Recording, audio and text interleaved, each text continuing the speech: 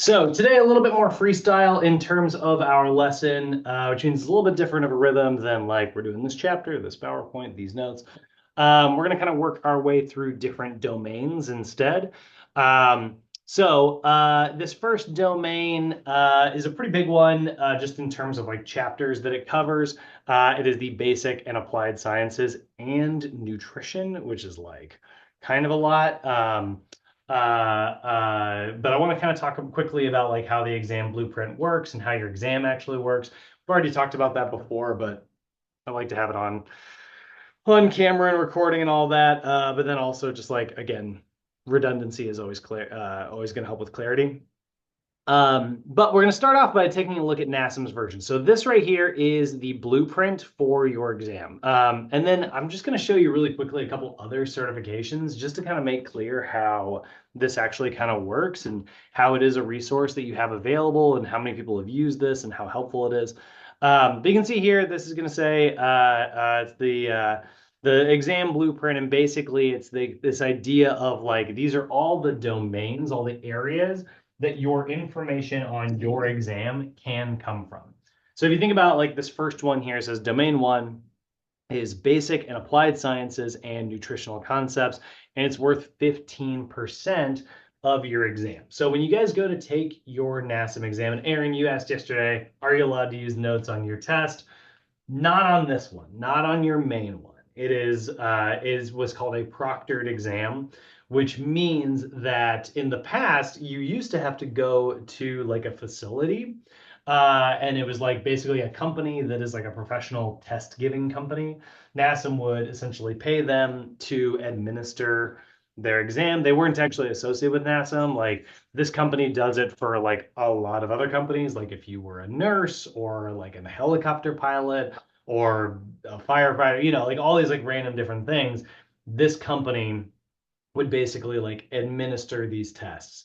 And so you would basically book an appointment through them, show up, and they would follow all of NASM's rules, mainly the main of which is just you are not allowed to bring anything with you into your exam. So you leave your wallet, leave your keys, leave your phone, all those things. Show them your CPR card. You'd have to prove that you have your CPR card the day you take your test. And then go sit down and hit start on the computer. And it would basically, there'd be like a little camera above you. You'd be in a little cubicle. And they would watch you take your exam and make sure that you're not like pulling out any random slips of paper with like, answers and stuff like that on it. Kind of like the SATs. Like, it's just like that. There's a person sort of watching, making sure that nobody's sneakily answering any questions with like what they call as crib sheets, like the little cheat sheets. Nowadays they do it a little bit differently. You actually can take your NASM exam from home. They'll just make sure that you show like a room. Like if you were in my room here, you can see like I've got a closet. So like you'd have to go take your camera and like kind of show the closet there and that it's empty, and then show that there's only one door, and then you keep the door in frame on camera the whole time to make sure that like you're not, posting notes up on the wall, like they're just going to do yeah, they have a proctor who sits on camera with you and watches you take your test. So that's nowadays how they're able to do it, which is pretty cool. But either way, like that's the process of taking the actual exam. But every company has to do this. Every certified trainer. It's not a NASM thing. It's an every trainer thing. And so, like, if we look up one of NASM's competitors, like ACE, um, exam blueprint, I'm sure they call it something else. But if you look at like the content for the personal trainer one, you can see like they have to put one of these out as well. Every personal trainer company has to put out one of these little exam blueprints. They're required to by law. As long as they want to maintain being able to call themselves a certification. And you can see here, every trainer has to, every company is allowed to throw their own spin on things, but you'll notice that they have slightly different breakdowns, of how they label stuff, but it's still all really the same thing. So you can see here, domain one for them is client onboarding and assessments. It makes up 23% of their tests. So that's basically like, building rapport with clients, teaching how to like,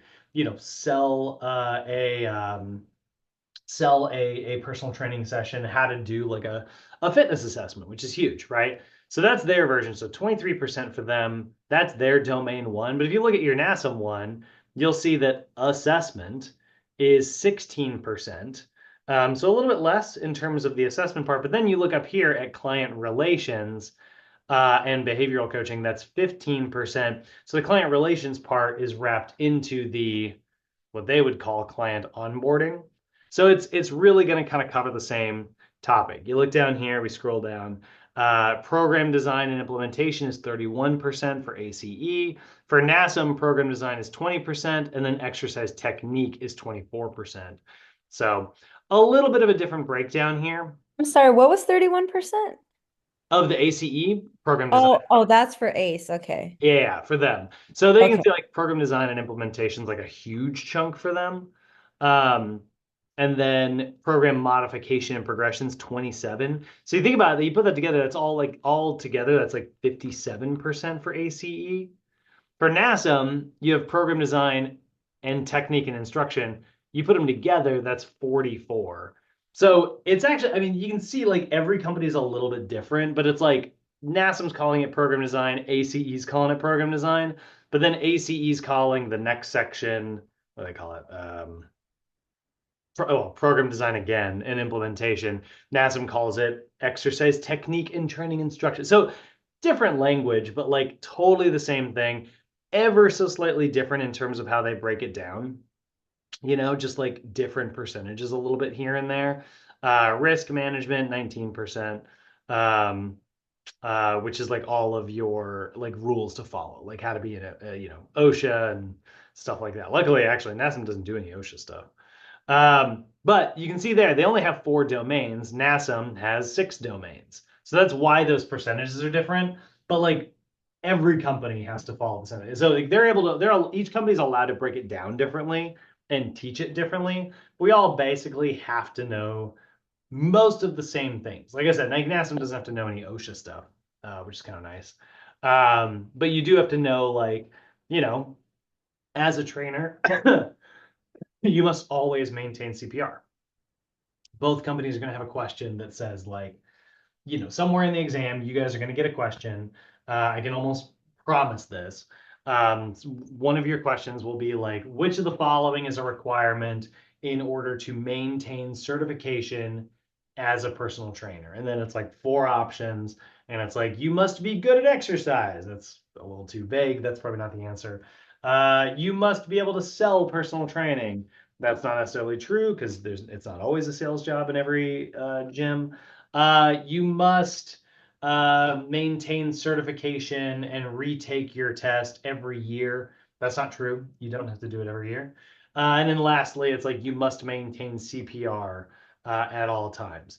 Yeah, that's true. So there's our answer. You know what I mean? Or it might say that you must earn 2.0 CEUs every 2 years. That's also true. So that could be the true option on a question like that. Um, Both companies would ask a variation of that question because it's like the board of people that work for the US government that like allow NASM to be a trans. It's called the NCCA. The organization, like the NCCA, they basically make sure that every one of the personal trainer certifications out there, NASM, ACE, NESTA, all that stuff, they're all required to ask about these things, and then they all are required to follow the same rules. They'll have to take a 100-question exam. It has to be closed book, so no notes. And they have to maintain certifications every 2 years. So those are your rules. So your exam, you can see it is actually 100 questions in terms of what matters. Now, this is what Can gets. I ask Oh, really yeah, please. quick? Yeah. Okay, so you said that the test is 100 questions, but we get what those like extra, those bonus like 20 or 30 questions, Yep. right? So that's the So weird thing, we right? don't do that. We don't do that for every recert, right? It's just No, the no. first time.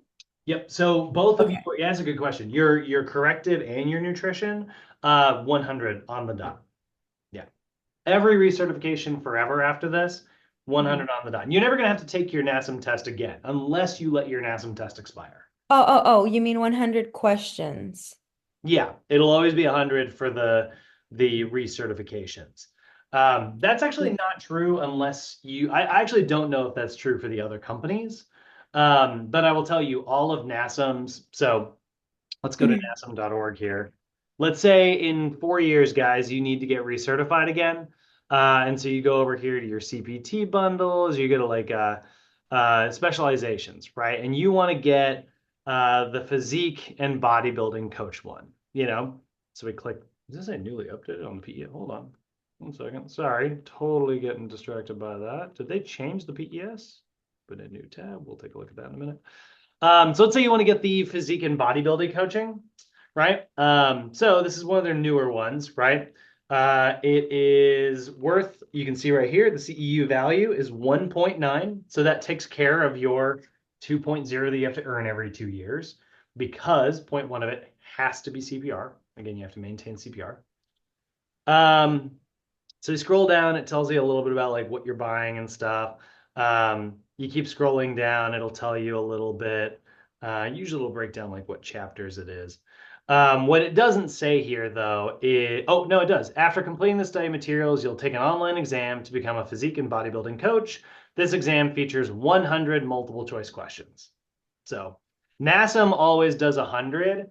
But if you were to go, like, let's say I started a workshop, Lisa, like, let's say I start a workshop on, Brad's corrective exercise workshop, right? And you take it, and you want to use that as recertification. All I have to do is give you some version of an exam, in order for it to be like, follow some of NASM's rules that it has, in order, like NASM has a couple rules that it like considers to be good recertifications and stuff.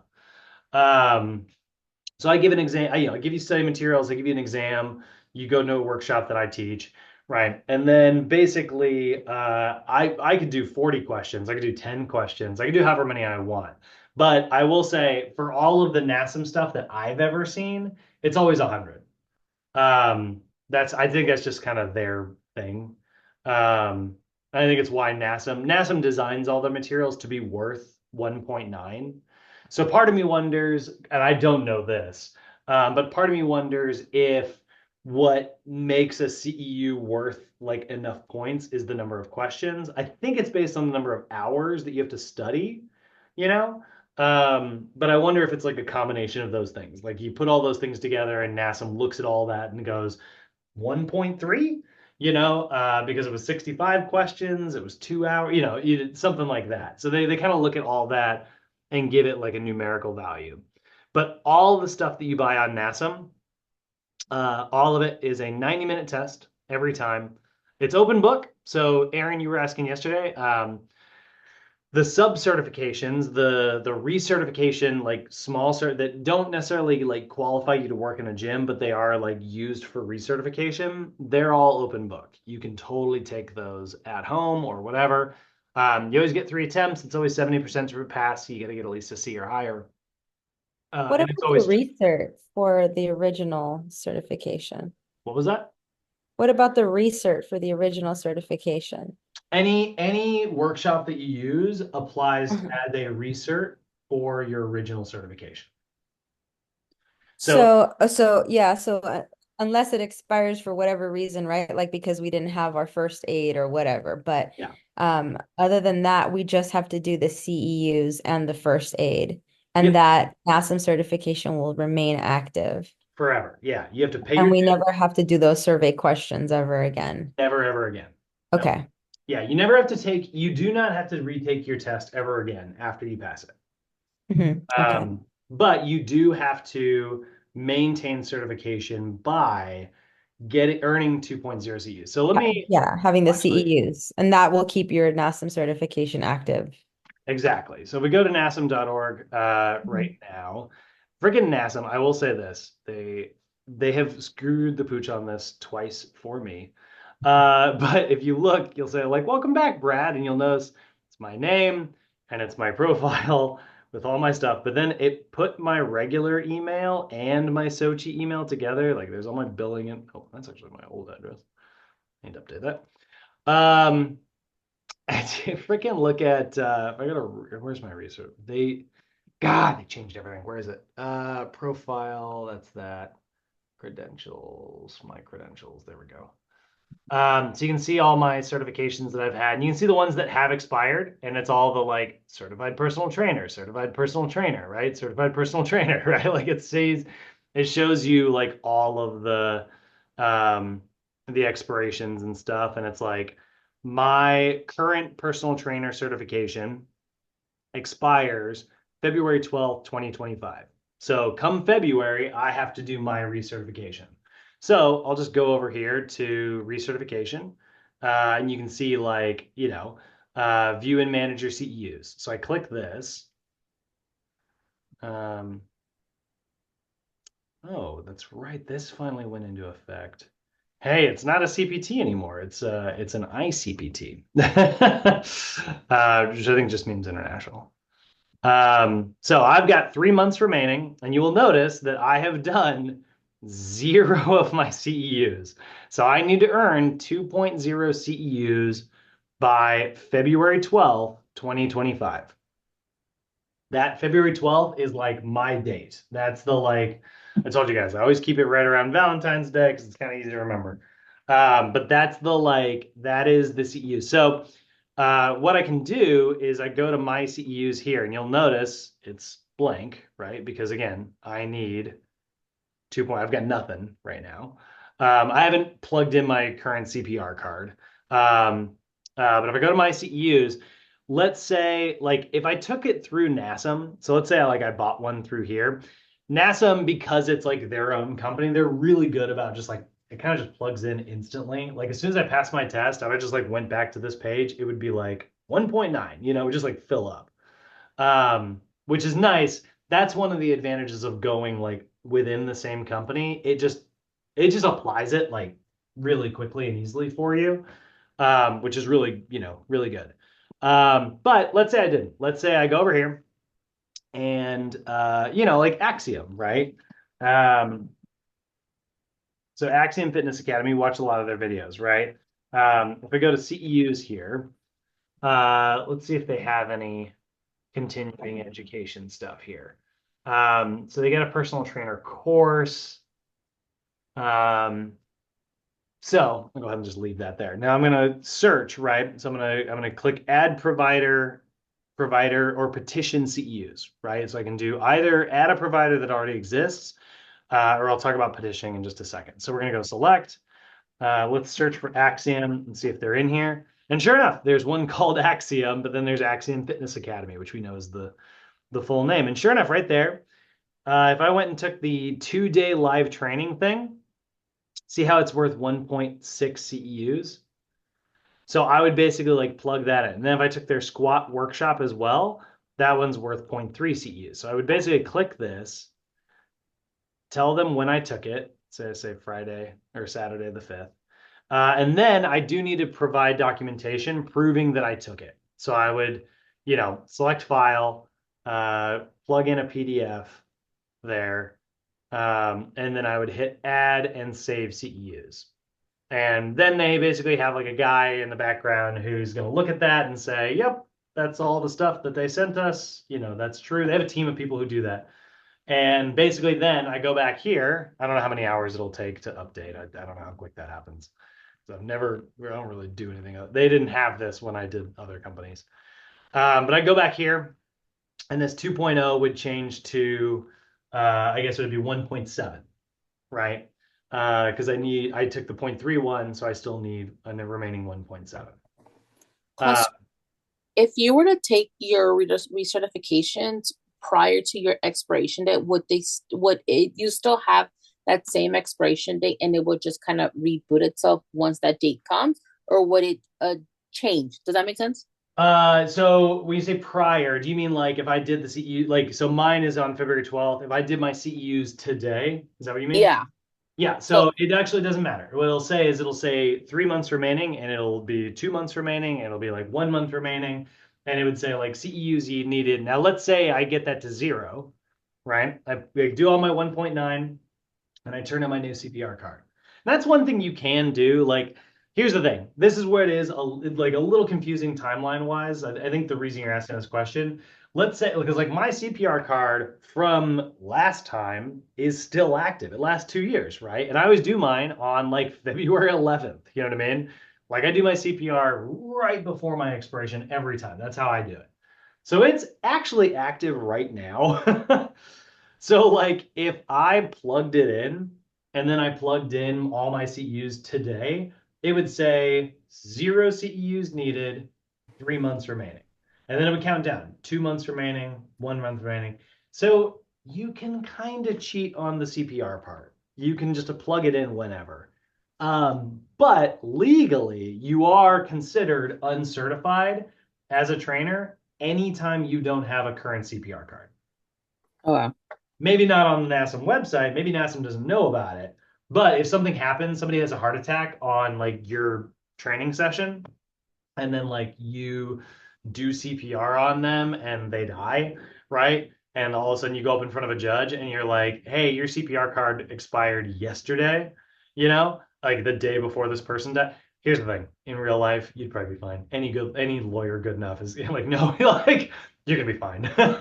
But legally, like, and red tape in print, like very technically, you would have been considered uncertified in that moment. Um, so that's how it works. But yeah, no, like so it'll count down until February 12th, 2025. It doesn't recertify early and reset your date. In fact, actually, let's talk. So okay, so that's how that works. Is that pretty clear, guys? Any questions on how that works? You guys can see in real time kind of how this applies. Um, oh, and by the way, you can also see here, if I click this, view the details of my CPT, click this here.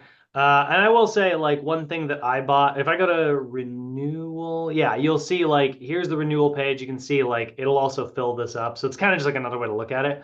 But I've also, if I just go to my certifications, there's my certification. So if I go apply for a job, I'm gonna have to like, bring my certification with me. I click this, I can download it. And there's my CPT. There's my expiration date. So my employer can see that. You can see when it was awarded. And then there's my certificate number so that somebody can go to it. A lot of times I will say this, your boss will require you to bring this in so they can scan it and have it on file. That's just like something HR will do. But I will also say this, if you're applying for a job, NASM has NASM validate credentials. If you go to here, they have this on their website. You can also like, they'll look for your name. So they'll either look for your certificate ID. So some trainers choose to put that on your resume. I don't think you need to do that. But you just go here, Brad Thompson, and hit search. And what they'll do is they'll look for the one in Los Angeles. You can see there's a couple Brad Thompsons out there. Actually, these are all me. Oh, no. No, yeah, these are all me. Good Lord. Is there not another Brad Thompson? That's not that uncommon of a name. That's all right. I was expecting to see more people's.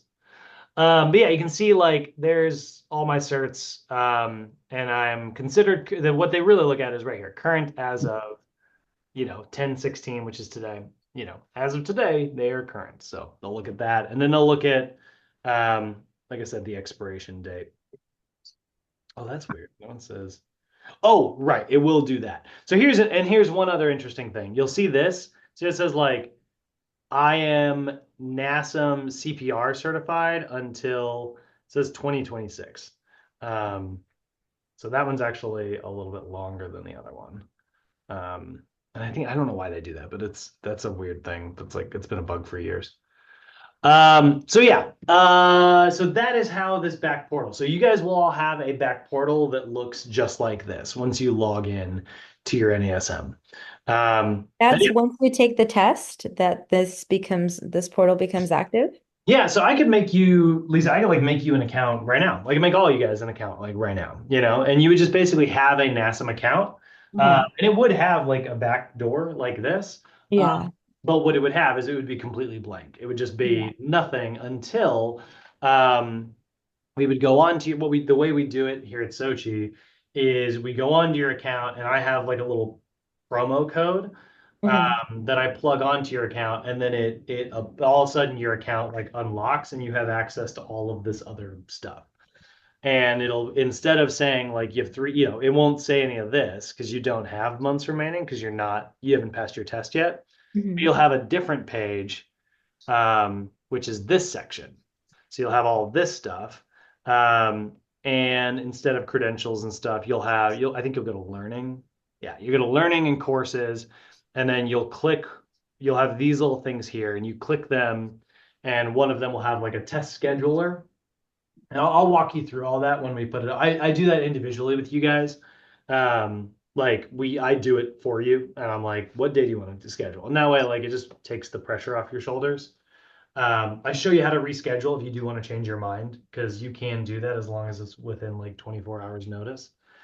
Um, How long do we have to, like, say I'm not ready to take the test right like away? when It's I plug it in, school, right? Like, do I have to 24 take hours. No, that's not true. You Wait have a minute, one, wait a minute. you have 1 year. Oh wow, that's Way a too long. long. It's way Yeah, too yeah. long. And I've had students like get cold. The students you guys have heard me like whine about before, where I'm like, are the people who like, they're like, I'm not, and then they wait, and then it just, oh God, don't Because do I it. was I was honestly thinking like I need like at least 2 or 3 weeks of like intense studying, Sure. to really, focus on this because I don't think that I'm ready to go like a week after. I think like I know myself and I just need to bury myself in all of this material.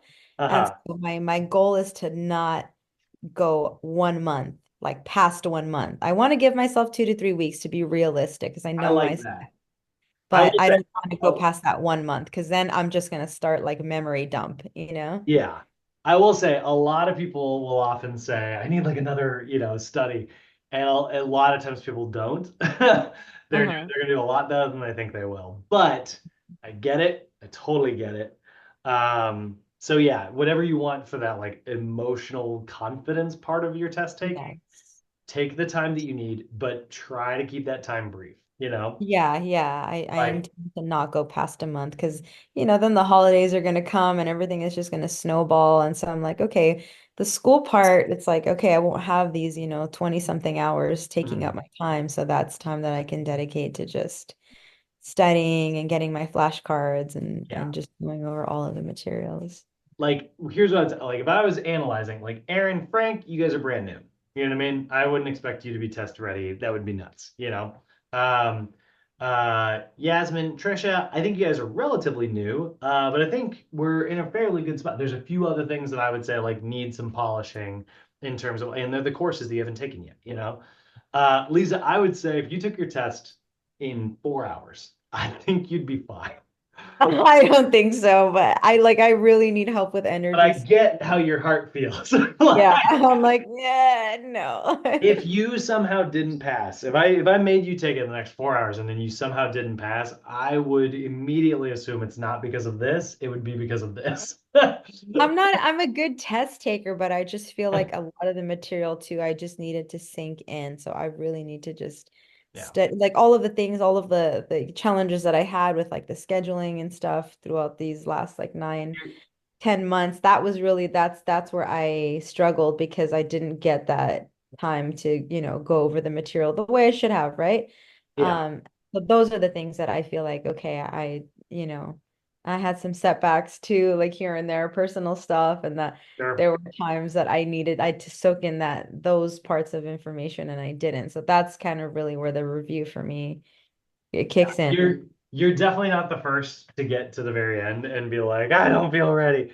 You will not be the last, But I do think that, and it's because I'm obviously an outsider, but like I am probably more confident. But I will also say I am also the expert, and I, I think you'd be fine.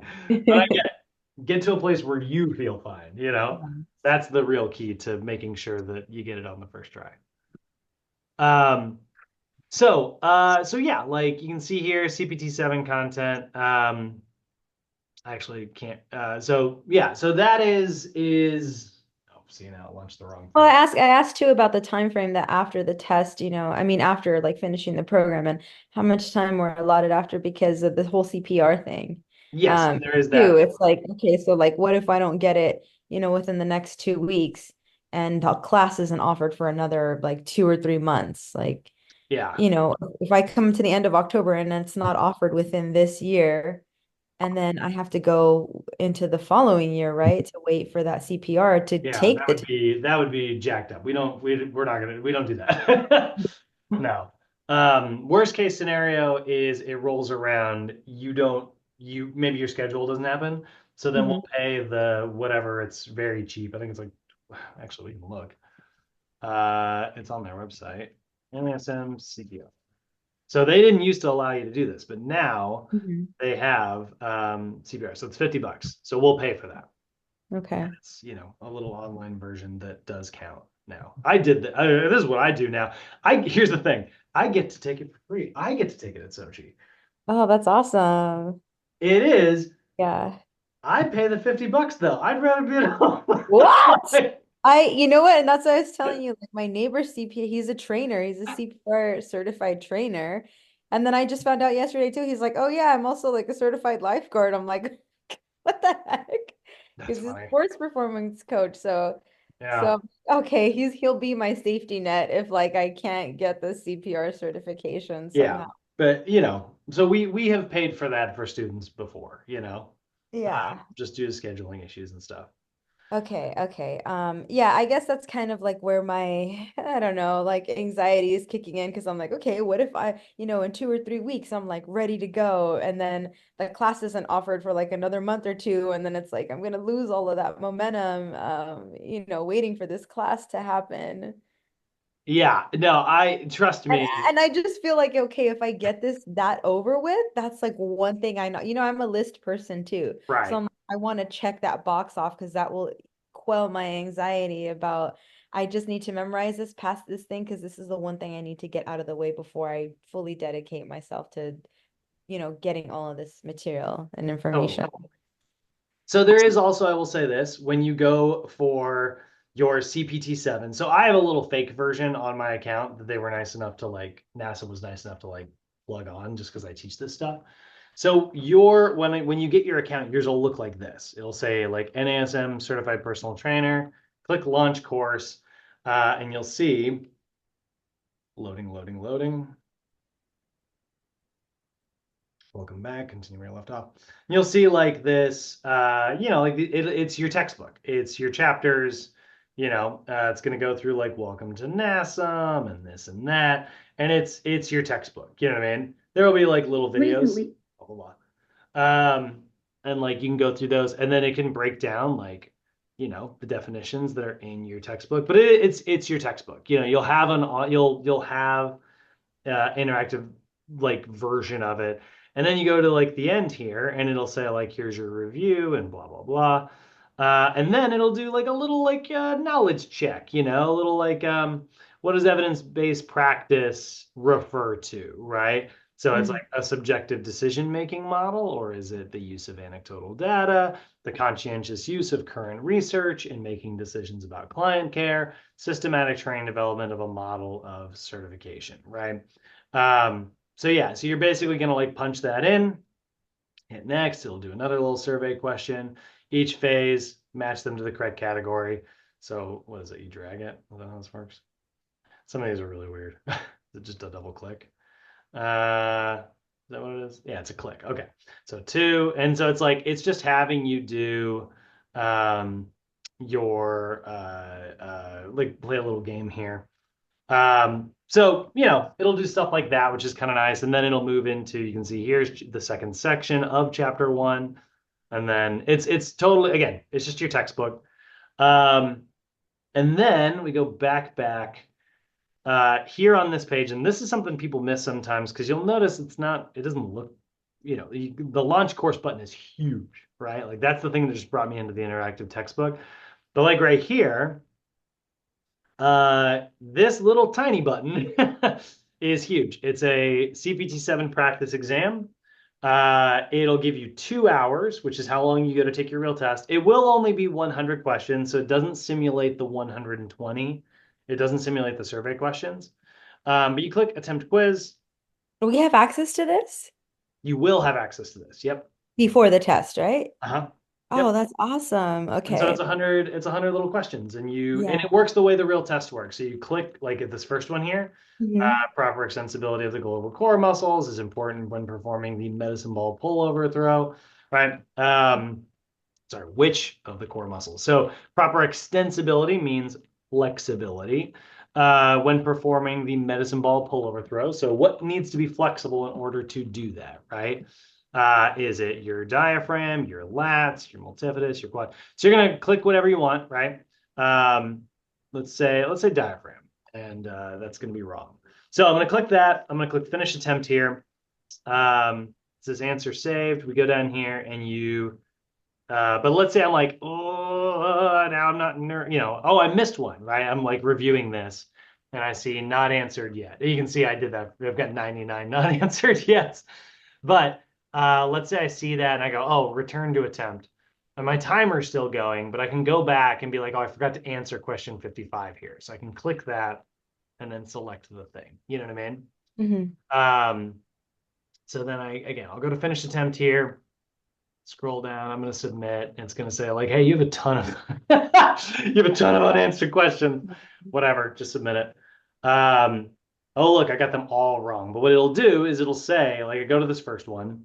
Sorry, you didn't pass. So I got a 0 out of 100, right? And it'll say, I put diaphragm, and it will actually show me the correct answer. We want to make sure your arms are reaching up overhead, right? Yeah. When you do a medicine ball pullover throw. So if this is not flexible, you'll end up overarching your back, which will put you into bad form. So this needs to be flexible in order to do that movement correctly, right? Mhm. So it actually tells you the answer would have been latissimus dorsi. So very helpful. Yeah, definitely. That gives me a little more confidence. I'm like, I need a practice test. I need a Yeah. run, something. They recommend you pass that at least 3 times before you Mhm. actually schedule and take your test. That's what they. That's great. Do those questions, are they always the same, or it's just like a random like database of 1,000 possible questions? Yeah, I wish it were the latter. It is the former. So it is the same test every time. I will say, if I go back Yeah. into it, Yeah. I know. It'd be great if it were like a lot. A But I will pool, a say this. giant pool of questions, potential questions. Um, so if I go back into it, because I closed it like a dummy, if I go back into it, I click continue here, and I take it again. So it says received a grade and failed. Like a 0 out of 100. So I click reattempt quiz. It'll say it again. You get 2 hours, blah, blah, blah. I'll hit start attempt here. And question 1 is now which muscles are typically underactive with pes planus syndrome? So it will jumble the questions, but that core question is somewhere in here. Jumble the questions, you mean like the sequence of Yeah. how the question? Oh, okay, but not like that. It doesn't reframe the way the question is asked, No. like Yeah, the it's the way same it's series of questions, but they do okay. jumble it, which is nice. Okay. That's yeah, got it. Thank you. Yeah. So yeah, that is that's how your account works. That's how certification works. That's how recertification works. Um, yeah, I think that's everything I wanted to cover so far.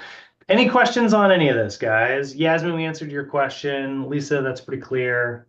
Anybody else have anything they're worried about, just in terms of understanding NASM's test? I'm good. Okay, cool. So like I said yesterday, we are going to work our way through this exam blueprint. I want to take us through this study guide here. So domain 1 is where we're starting today. We're going to split this up a little bit because it is basic applied sciences and nutritional concepts, which like we're doing nutrition and all the freaking science chapters. That is going to be brutal. So we're going to change that up a little bit. I will say, man, let's see if I can find the NASM 5th edition exam blueprint. I missed that one. It's gonna be, I probably won't be able to find it, honestly. The 5th edition was so cool, though. What do I just do exam blueprint? It's so popular, it's probably still around somewhere. Test blueprint, no. Man, they had this one that was just, it was so good. It was, they actually had like charts and stuff in it. I was wondering if I could like just randomly find it online. Nah, that's the current one, which is good. We want the current one. The current one's way more important. Oh, actually, and I think I will say one more time. Let's stop back by that exam account really quick. I think that is actually on here again.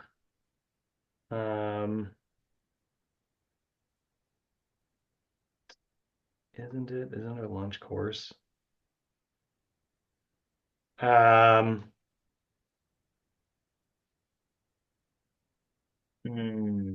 here maybe.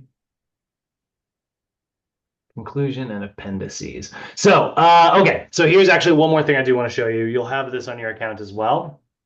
So you look here, Appendix A, we have final exam information. So we have this exam prep bit here. This is just going to be a little video on, practicing your test taking skills and blah, blah, blah, blah, blah. How to schedule your exam. So this will break down everything you need. You can see there is the exam blueprint, like we just broke down for you guys.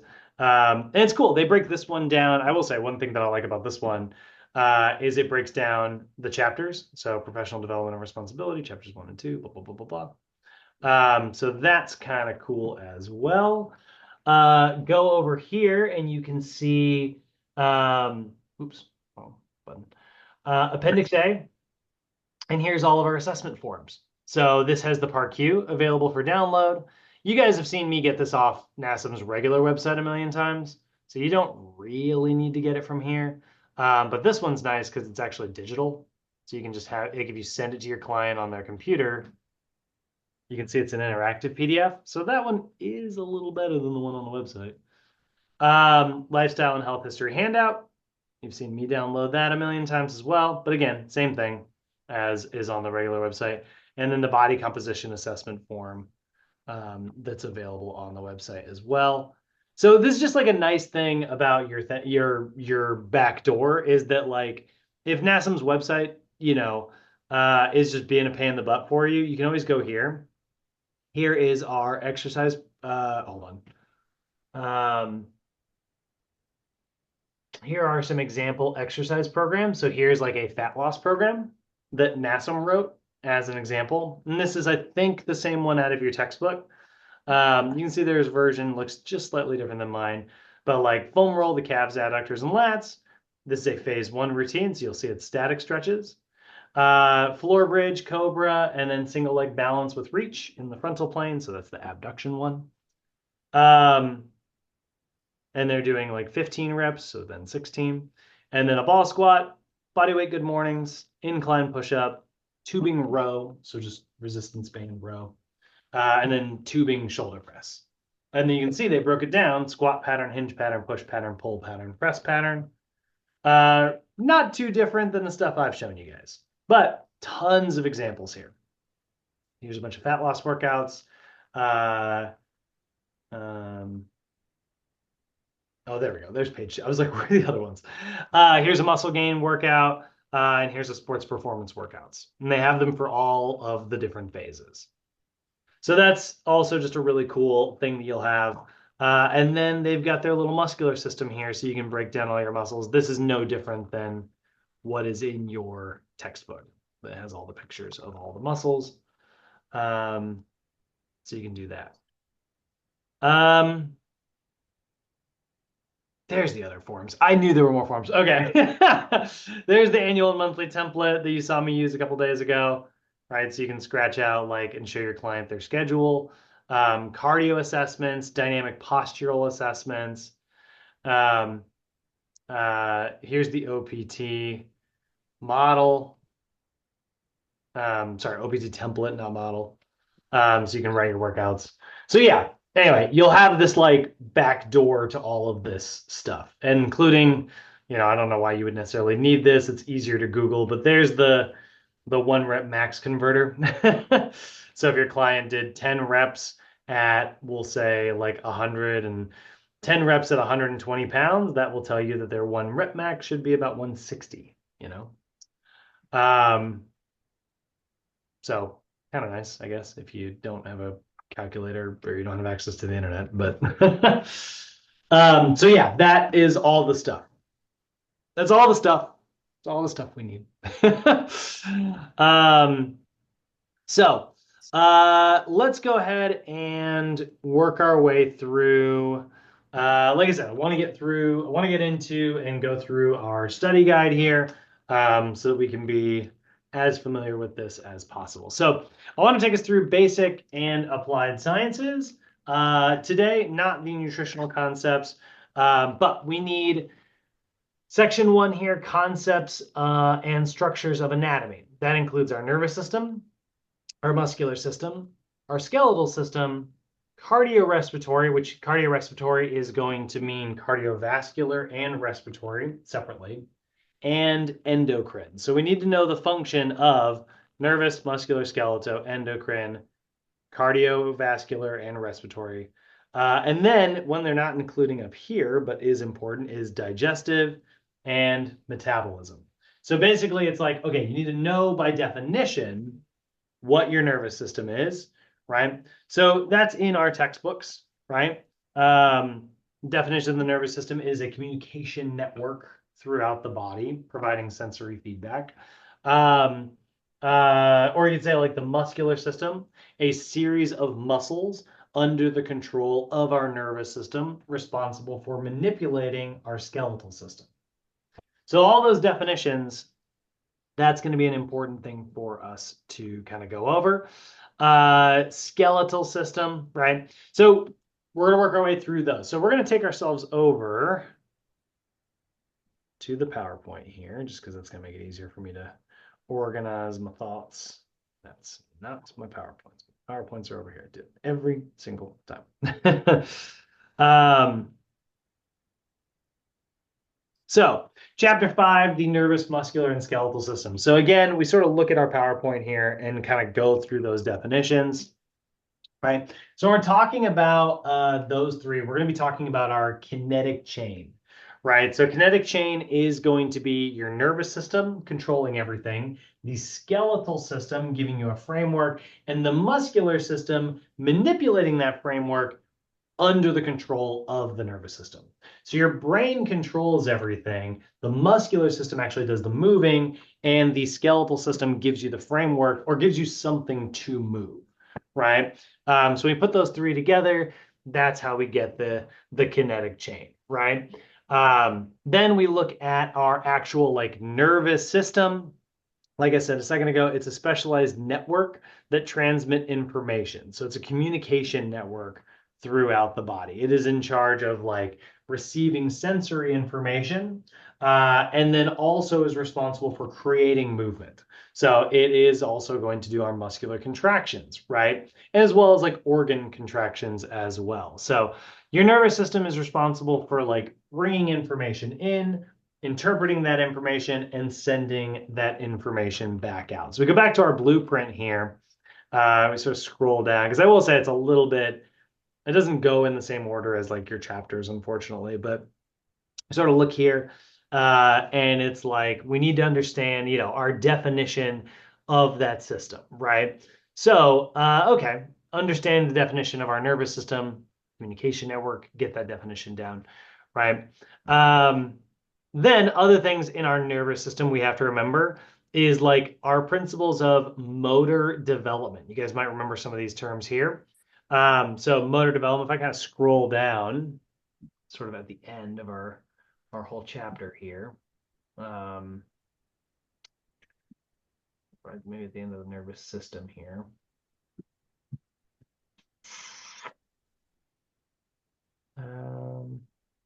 So we got our motor skills, right? So when it comes to like developing your motor skills, it starts cognitively with just like learning the skill. Sort of like you see someone else do it, you're gonna sort of like we call it associative learning, right? Basically, you are associating as you sort of watch someone with like how you would sort of like implement that. You're like, oh, okay, like I can understand how that's going to work, right? So that's the cognitive. And then eventually you start to like have that more like association, which is like you're actually beginning to like understand a skill.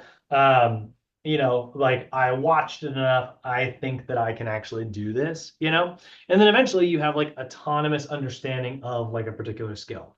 So this is where like you guys might be living vicariously through something. This is why like social media and like fitness influencers, it's why they're so popular because like people will watch them doing something and then they're like, oh, I could do that, right? I can understand how to do that and I can develop those skills, right? So you watch someone do it enough and then eventually like kind of dip your toe in the water and you're like, I think if I were doing that, it would look like this. So you start to kind of like sort of understand it on a more personal level. And then eventually you're actually like doing it and then you master that skill through like continued exposure to it, right? So that's where we get into sort of pull up my notes here because we got those in here as well. Let me just grab that really quick. Um, here. No, that's right. This hold on. Nope. Not the nutrition part though.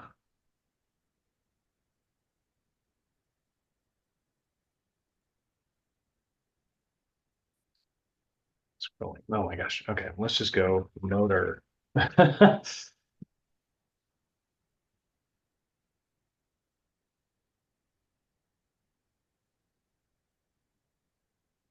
it really it? Oh my gosh. Gotta find the right section where I keep my notes. This is why I'm actually not gonna use my notes every time because like that is gonna take us all over the place in terms of me trying to like find everything correctly. We don't have notes for this part of class. All right, well, we'll do it this way. So we consider like motor learning, motor control, and motor behavior. That's going to be like your overall motor development, right? So if we look at like what motor development is, it's our nervous system's full development of like skilled movement patterns over the course of our lifetime, right? So if you have like, right, and we'll say again, we'll put that definition underneath it here. We'll say the development of motor skills over the course of one's lifetime, right? So we'll say like, there's our motor development, right? We are slowly like developing these motor skill movements. Now, again, that's our nervous system controlling this to move our muscular system, right? And manipulate it and tell the muscular system, like, hey, do your contraction.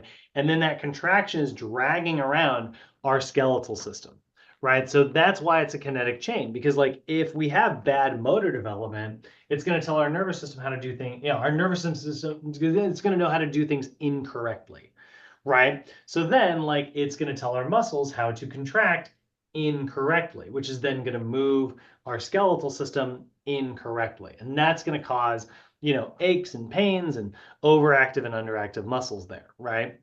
Um, so when we're looking at that, we have our motor learning, which is like actually learning like a new skill, right? Which is motor learning is your nervous system developing a skill in real time.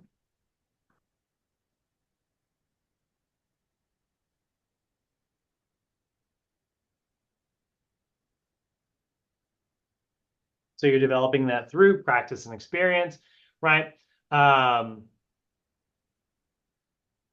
so that's another one. And then you also have motor control, which is like in very much in real time, where you are doing something, right? So then we have motor control. So that is the real-time approach to movement.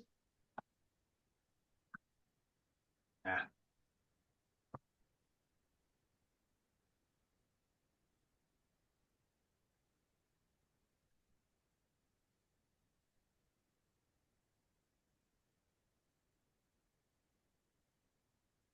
So now it's like we're looking at three different timelines here, right?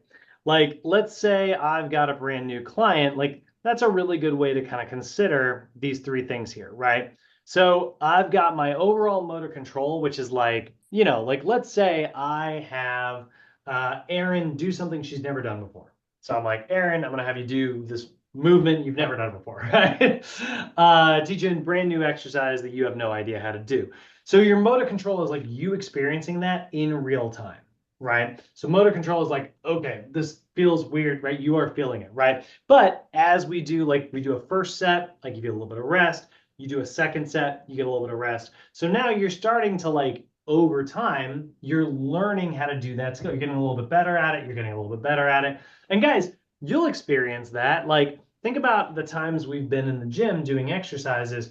You do your first set, then you come back and then you do your next set, and it's a little bit better in between set. I mean, even in just like a little bit like you rest, let your brain recover for a second, learn how to do that. Then you come back and you're a little bit better at it in set number two. That's motor learning in real time. So now your motor control is a little bit better thanks to your motor learning, right? So motor control is like the real-time involvement of like what you're experiencing, how you're controlling your body.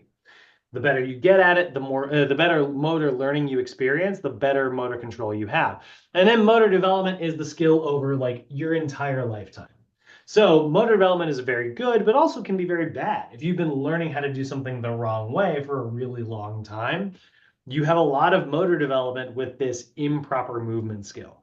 An anterior pelvic tilt, rounded shoulders, a forward head posture, like all of that took place over your lifetime, which is why it's important to remember that like this stuff doesn't go away overnight.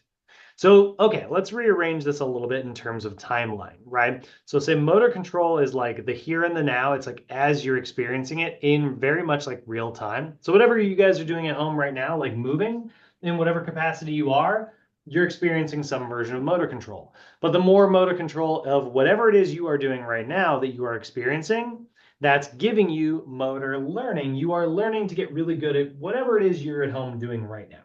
Me, I'm standing up, I'm moving my arms around and stuff. So I'm controlling myself doing this. My brain's getting better and better at doing it the more I do it, right? And then over the course of my entire lifetime, all of that motor learning is going to lead to, the development of being pretty good at these particular things.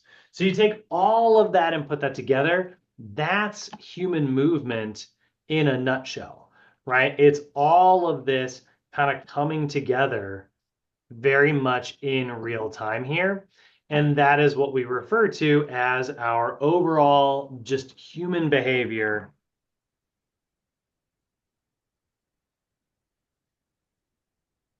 And that is what motor behavior actually is. So it's all of those things kind of coming together there. So having a general knowledge and understanding of that in our nervous system, that's pretty much the most important thing they want you to know, right? This whole motor behavior stuff. We're not doing macros, micros, hydrations. That's all. We're getting all into calories and nutrition. So we're going to do that tomorrow. Going back up here. All right, so we know what our nervous system is. It's our communication network. We know its function is to sort of control everything that we do. And then when it comes to like, understanding human movement science, we have looked at our motor learning and motor control. So really, when it comes down to the nervous system, guys, I know my nervous system lectures have been much longer than what we just did, but that's the most important part of it. That is the main sort of section. You might get a definition question. So, let's say here, go into my little NASM account, and maybe I want to have a flashcard you know, that has, I'll go back to CPT 7 here, launch course. Come on now. Continue where I left off. Click here, go to the section under nervous stuff. Maybe I also want to have this definition memorized, you know? A network of specialized cells called neurons that transmit and coordinate signals, providing a communication network within the body. You know? But for the most part, in terms of nervous system stuff, yeah, there's more to learn. There's definitely more to understand. Understanding it makes all the rest of your book make way more sense. But that's pretty much where your questions are going to come from. So now you want to start to sort of imagine and visualize and think about, based on everything I just said, what type of questions could exist? You know what I mean? You'll probably get a question saying like, you know, this part of the kinetic chain, because it is the kinetic chain, right, is responsible for creating a communication network. 4 options. We know nervous system. Or it might say the nervous system is defined as blank, and then 4 options, and one of them will say a communication network, and then, you know, 3 fake options. So that's kind of how you want to approach this sort of test taking stuff. How are you feeling so far? It's my first little bit. I'm going to go through the rest of them next, but I want to stop and see if what I'm doing is effective. How do you guys feel about this? Good. Yeah? Yeah. Pretty straightforward. Good. Yeah. But helpful. Straightforward, good. But helpful is the main thing. Yeah, good review. Good okay. review. Good. All right. So next little bit. Where we is. Probably time to get into muscles. Nervous was easy. Muscles, we got a lot more content. So I'll actually kind of skip back to my PowerPoint here. We'll jump forward. We'll skip past bones actually for just a second. Okay. So we go back to our little exam blueprint. We know that we're definitely going to need to know the definition of our muscular system. So I can also go into my textbook and go to, not joints, go to the muscular system here, look for my definition, right, which is going to be in my margins of my textbook. So what is skeletal muscle, right? It's a type of muscle tissue that connects bones that generates force to create movement. There we go. There's our definition. Now, I might also need to know some of the physiology there, right? We go back to this, right? And it's like, okay, the anatomy, right? The physiology of the nerve of the muscular system. So talking about the physiology, this is where it gets a little bit more technical. They might ask you a few questions about like, what is fascia? It's a connective tissue that surrounds our muscles, right? They might get you with some of like, what is a fascicle? It's a bundle of muscle fibers within a muscle, right? So the actual like part of contraction. So we sort of look here and it's like, here's an overall muscle and it's made of like this bundle here and this bundle right here and this bundle right here, right? That bundle, what are all those little dots? Each of those individual little dots, those are muscle cells, or what we call muscle fibers. We call them fibers because they have contractile proteins, right? What are contractile proteins? We're going to get there in just a moment. So a muscle fiber is an individual, it's just a fancy name for a muscle cell. But if you took a bunch of muscle fibers and bound them together, that's what we refer to as a fascicle, right? So fascicle, probably a pretty important term for us to know. So we go back over here, that's some of our physiology that's related to that, right? Biomechanics, we're not doing that just yet. Then we need to look at the entire muscle action spectrum. That's more like movement, so we'll get into that later. That's also not a muscle thing just yet. But our integrated muscular, oh, actually, that's also later. Sorry. So actually, I think more about it. That is kind of the end of it in this first section here. So for muscle anatomy, you're going to want to know that. And then for the physiology, you're going to want to know like what our contractile proteins are. Now, this is kind of a bummer, guys. You got to know your contractile proteins. NASM loves to pull questions out from the myofibril. So what is a myofibril? It's the contractile component of a muscle cell. Okay, so it's where you're going to find your myofilaments, which are the actual proteins themselves. Shantice, do I sound like I'm from Mississippi? Is my wife rubbing off on me?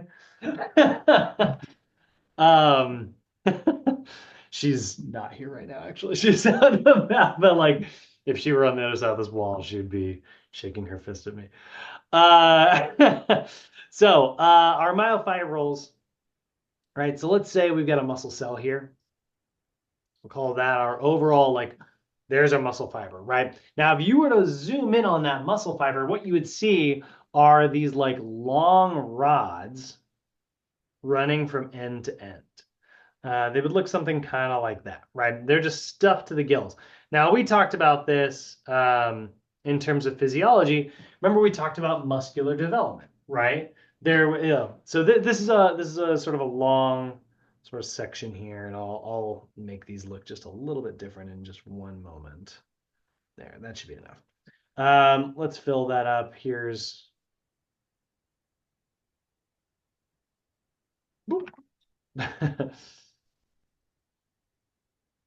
Okay, so there's our muscle if we look at it from the side. Now, if we looked at a cross-sectional, it would look probably something more like this, right? We would see those rods stuffed into it like this, right? So they'd be these like big long rods here. Right, so then there's our outer muscle itself. There's the individual myofibrils, right? Now, okay, cool. Now that's pretty good, right? We can see kind of a cross sectional there. I could draw more into here. Obviously, we'd see, mitochondria and things like that within our muscle cell as well. We might see, we'd probably see some nucleuses in there as well, like little nuclei. We'd see nuclei like straddled along it sideways like this. Again, mitochondria in there as well. But we don't actually draw any of those things for right now. Those are not important to sort of what we're focused on right now. So right now we're just looking at what these are. These myofibrils, they're big long rods. They're what do the magic of contracting. Okay, so your muscle cells, right, are full of these little rods running end to end like this, or if you looked at a cross-sectional like this. Now, on those myofibrils, if we zoom in, I'll zoom in here, we're actually going to see they're these like long strands of overlapping proteins. So we'll do this one in green here. But we got one protein like this, right? And it's like this thick strand that kind of looks something like this, right? So that thick strand right there, you're going to see a lot of those just all up and down your myofibrils, right? And then you'll see like another layer, and it sort of like straddles the layer you just saw.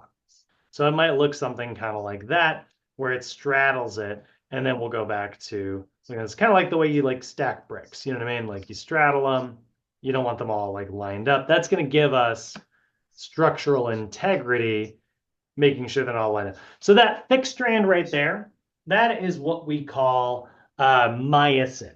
Okay, so myosin is the thick strand, and it actually, if you zoomed even further out, the reason it looks so thick actually doesn't look like a big, just like straight line like that. It looks more like a straight line with these little club-like heads on it. Those little heads look something kind of like this. Looks like something right out of a Dr. Seuss book, you know? And then the other side of it actually goes the other way.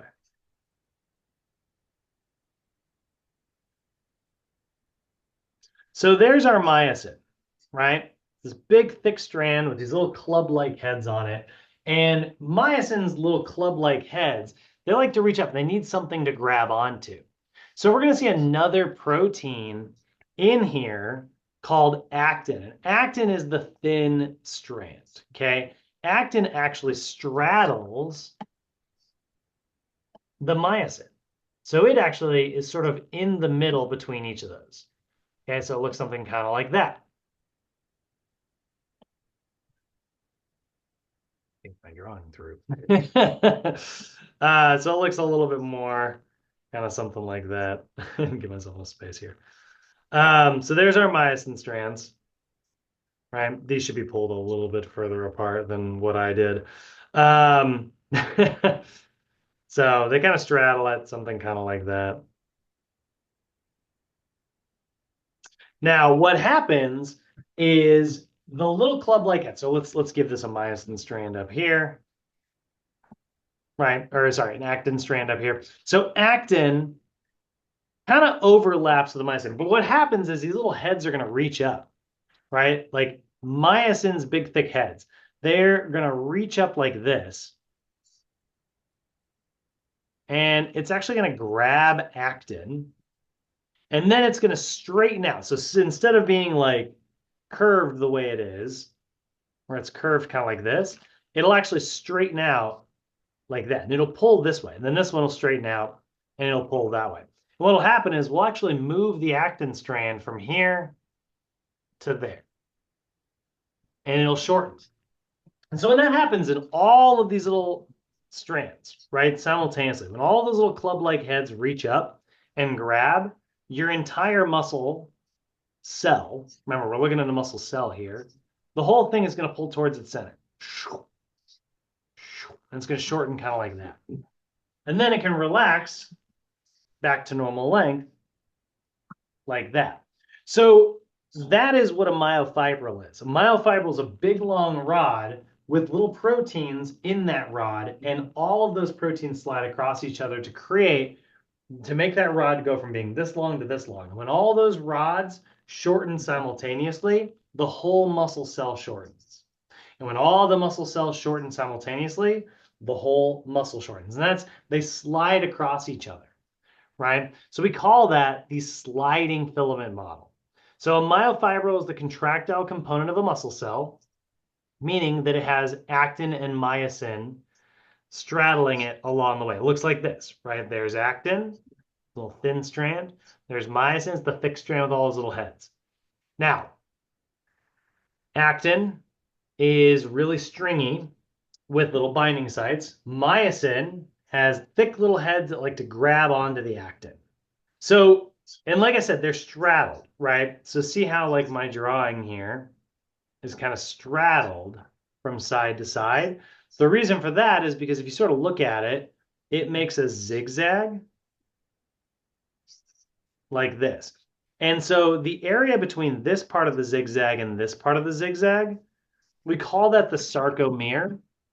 It's not a functional thing. You can't hold a sarcomere necessarily. It's not its own tool, right? Actin, it's a protein. Myosin, it's a protein. A myofilament is a protein of those proteins together, right? But a sarcomere is more like Los Angeles, right? Or like downtown, or WeHo, or NoHo. It's a section. It's an area, right? So a sarcomere is the area between this overlapping section and the next one. And it makes this little zigzag there, so we call that a Z-line. So it's the area between two Z-lines. There's another way to kind of think of it. So the sarcomere is the structural unit that allows the magic of contractions to take place because it's where the proteins overlap each other in order to be able to actually do that contraction. So that whole area there is what we refer to as the sliding filament section of a muscle fiber. So it is where the magic of contraction takes place. So again, we're kind of seeing the same pictures here in my PowerPoint, but basically, if we consider like, our motor behavior again, we go back into that, right?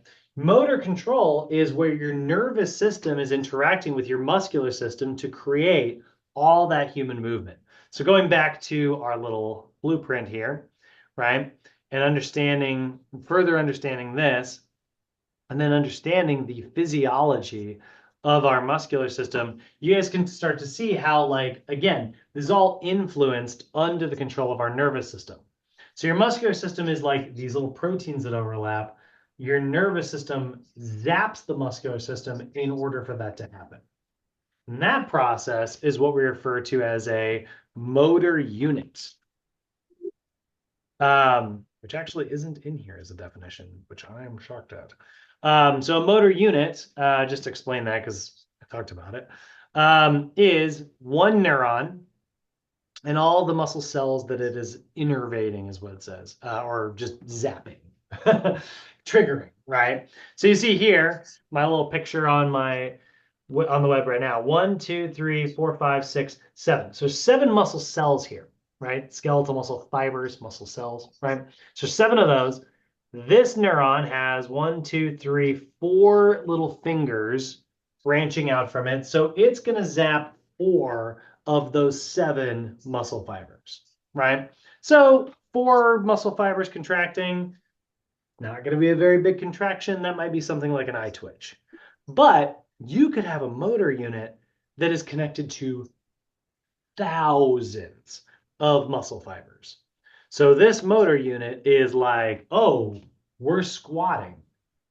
We need a lot of muscle fibers in order to be able to like contract this giant muscle, the glute, right? So it can literally use thousands of muscle fibers. So you'll have your largest motor units are responsible for your big movements. Your smallest motor units are responsible for your little movements.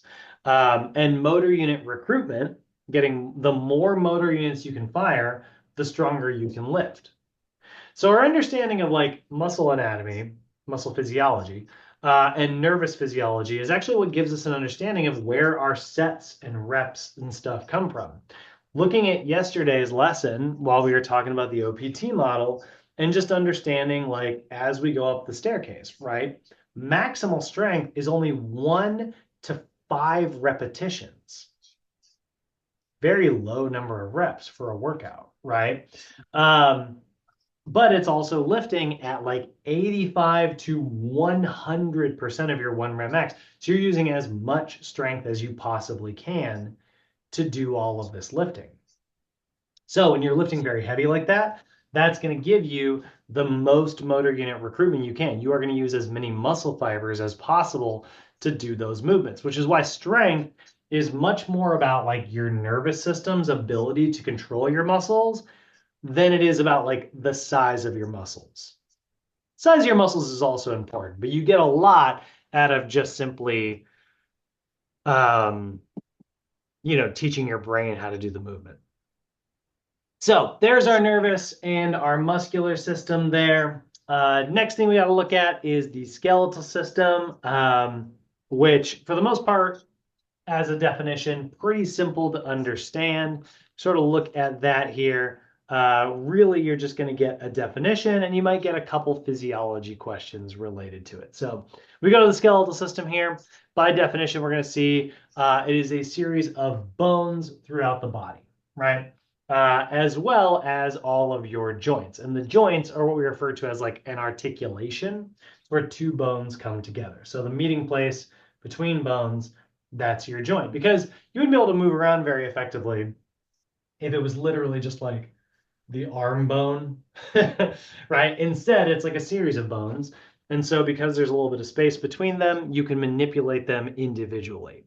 So a joint is a site where 2 bones meet, where actual movement occurs.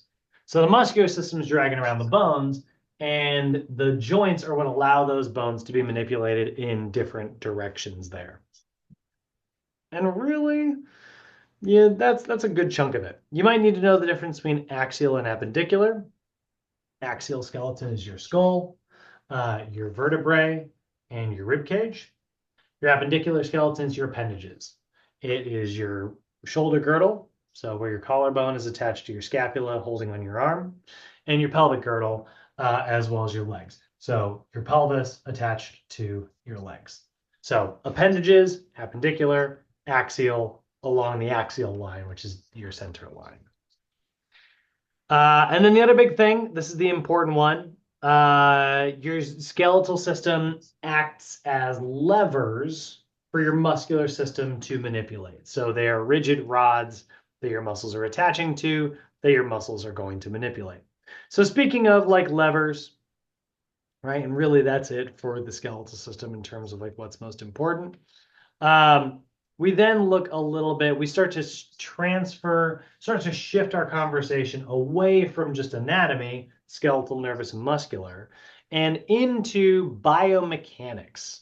So biomechanics is the understanding of actual human movement, which is where your skeletal system's all coming together. So this is where we transfer into a little bit of chapter 7.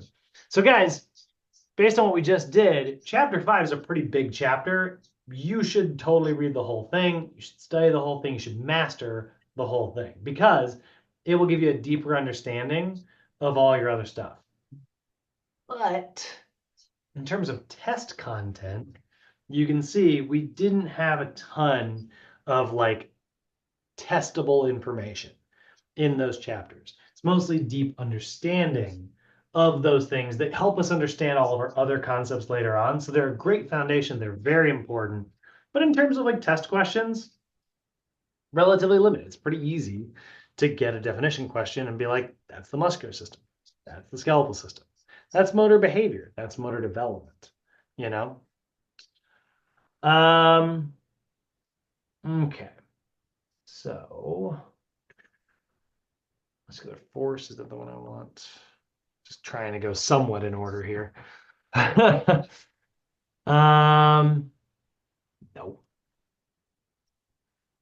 It's a motion, muscle actions.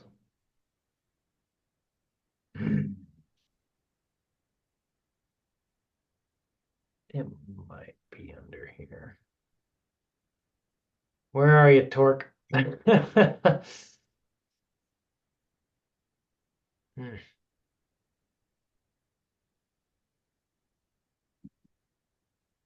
Wouldn't be able to go search, would it? That would be weird.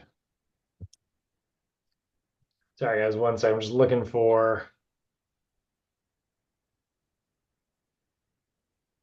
There we go. It is going to be here. Okay. Okay, there we go. All right. So we take a look at muscular torque and force, right? So we kind of come back to our blueprint here, just talking about this. We want to understand what a lever is, what force is, and what torque is, right? So a lever, by definition, is going to be like something that is manipulated by something else and rotates about an axis, right? So if we kind of consider, we just kind of go here, we keep this really simplistic, right? I got one straight lever here, and then I got another straight lever here. But because these two are not connected, I can pivot this lever about the axis of this other lever. Right? So flexion, extension, maybe, right? So I am pivoting about this. So I would have a muscle in between that's actually creating all of that movement, right? So there's a very badly drawn muscle fiber. But this muscle fiber right here is what's going to actually manipulate. So when it shortens like this and pulls towards its center, it's going to manipulate this lever, which is my bone, about its axis. So now my bone can kind of rotate this way, right? So the axis is this little pivot point right here. That's the joint. The lever is the rod that's moving around. And then force is what my muscle is actually applying in order to move that, right? Now, luckily for you guys, you don't need to memorize your different types of levers. There are 3 different classes of levers. Can I get a picture with all 3? Yes, I can. So you get a picture of all 3 here. You can actually see we do have 3 different ways we can move these levers around. So class 1 lever is where you've got effort being applied here. So that would be your muscle contracting this way, right? In this direction down here. You would have an axis in the middle. So this would be the pivot point, basically like a seesaw. And then you would have load on the opposite side. So a good example of like a class 1 lever is like this, right? Like, actually a better example, let's use our head, right? So I've got all this like weight of like my skull and my face. It's going down this way, but I've got muscles back here that contract, and I've got my spine in the middle. right? So that's a class 1 lever. So as like my head wants to drop this way, my muscles apply force on the opposite side and it pivots in the middle, right? So that's a class 1 lever. Class 2 lever, the axis is at the very end. So like this, load's being applied in the middle, effort is being applied opposite of the axis. So my calves are a really good example of that, right? I pivot at the very end of my feet, right? So it's class 2 lever, right? And my calf muscles pull up on my calcaneus to raise me up off the ground. There's your class 2. Class 3 is basically where the axis is on the opposite side, but instead of effort being applied completely opposite, it's actually being applied in the middle. So your biceps are actually a really good example of that, right? So I've got this bone here, my forearm, and my bicep crosses past the joint and inserts into the middle of my forearm and pulls like this. So if I've got load over here in my palm, my bicep crosses that to create that contraction. Effort is being applied to the middle of the rod. Not very efficient, but is very prevalent in the body. So it's actually one of the least efficient levers out there, and yet the one that we use a lot inside the human body. So you don't actually need to know that. They're not going to ask you questions about first class, second class, third class levers. That's not how that works. But they do want you to know what a lever is. It's your bones. Your bones are acting as levers. Your muscles are applying force to those levers. Now, I just said a second class lever is pretty inefficient compared to like the others because like if you guys have ever used a wheelbarrow, it's pretty easy to lift because most of the weight is on the ground and it's actually pretty easy to lift and just like pivot around the axis that is that wheel. So you can load tons of weight into a wheelbarrow and it's pretty easy for you to just like lift it off the ground and start rolling it, you know? It's why it's such a very efficient thing. Your calves, by the way, using that exact same arrangement, which is why your calves are so efficient as well. They can do a lot of work walking you around the world every day, you know? Think about like, you guys ever wondered why you can squat press, you know, you're like on a leg press, you can do a ton of weight on the leg press, but then you can just do your calves and almost do the same amount of weight all by themselves, you know, which is crazy to think about. Like my calves are able to keep up my glutes. My calves are tiny. My glutes are huge, right? It's like, why can that keep up? It's just a much more efficient lever. And the reason why is because of this other concept that we have to have, right? So we know what a lever is. It's a rod that gets moved around. We know what force is. That's what's, you know, our muscles are applying to those levers to move them around. But what is torque?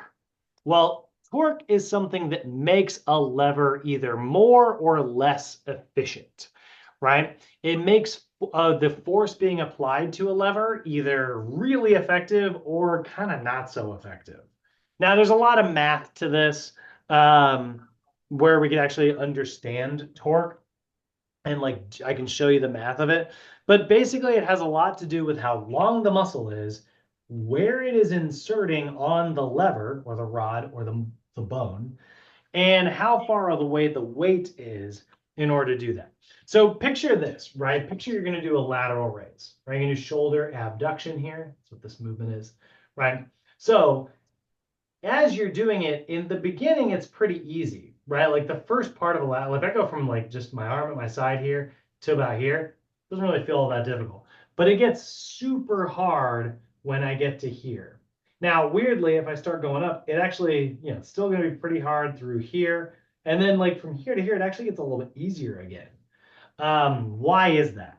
Well, it's because the weight is furthest away from the muscle that's using it, which is the deltoid here.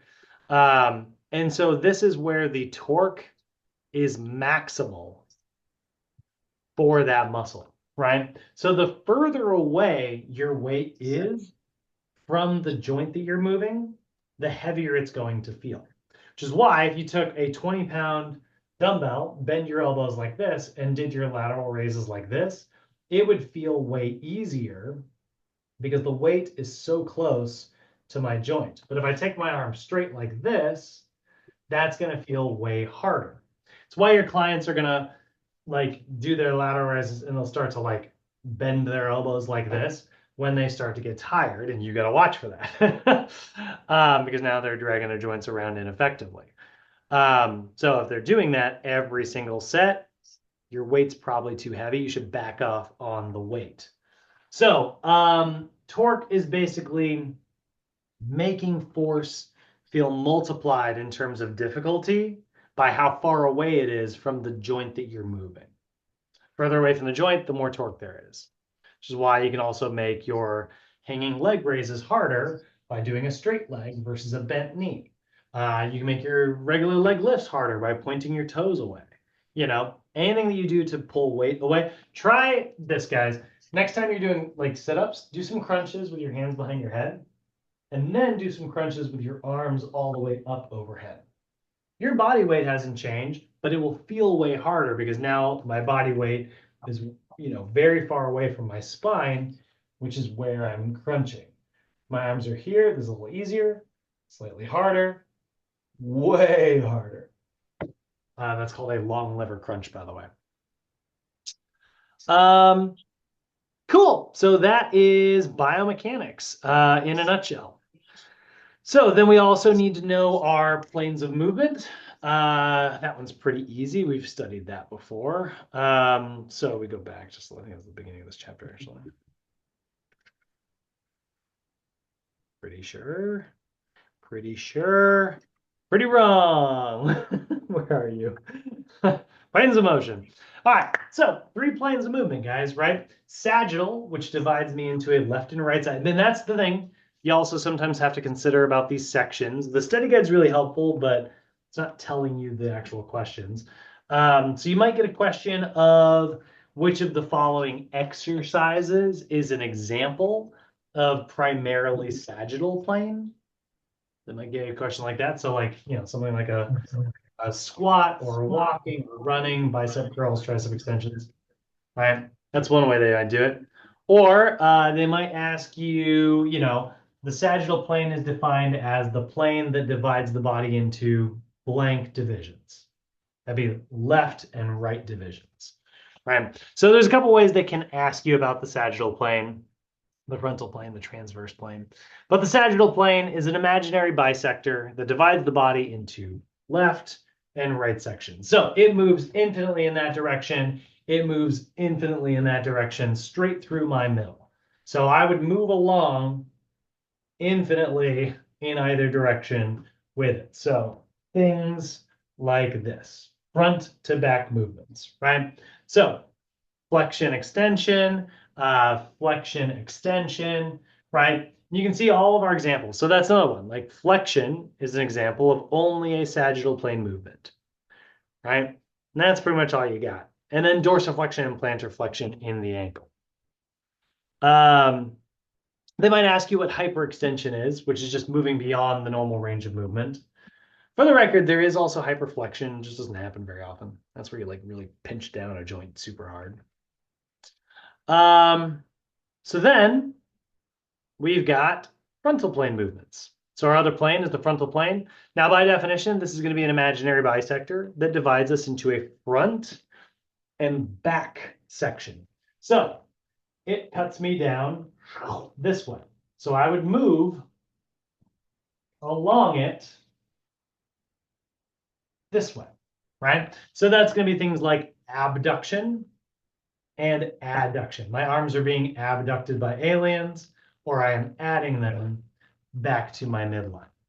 There is also what we call lateral flexion, which is just the side-to-side movement like that, or like that. And then in your ankle, you've got eversion and inversion. Eversion is flattening, showing the ankle outwards. Inversion is arching and showing the bottom of the foot inwards.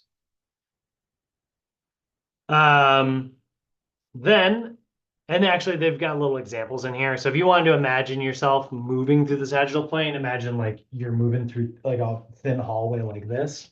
If you're moving through a frontal plane, imagine moving through a thin hallway like this. So then we got the transverse plane. Transverse is going to divide me into an upper section and a lower section. So anything that would move along, you know, cut my head off, right? I would have an upper section here and I'd have a lower section below. So anything that slides like that, right? So there's a lot more in this plane. We got internal rotation moving towards our midline, external rotation rotating away from the midline, horizontal adduction, which is this way, it's my scapula, adding to my midline, horizontal abduction, moving away from my midline, abducting. And then pronation and supination in the forearm. Pronating is palm down. Supinating is palm up. Think of it this way. Give me soup. That's the classic mnemonic memorizer. So yeah, anything where I'm basically, you know, parallel to the floor. Any movement that would be like parallel to the floor instead of perpendicular to it. So those are our planes of movement. We got to know that as well. Next, we also need to know our muscle action spectrum. So your muscles, they can positively shorten, they can negatively lengthen, and they can isometrically, neutrally stabilize, right? So when we think of like movement, we are either shortening the muscle. So I would sort of have like a normal length muscle here. Some fibers in there. Give it a tendon.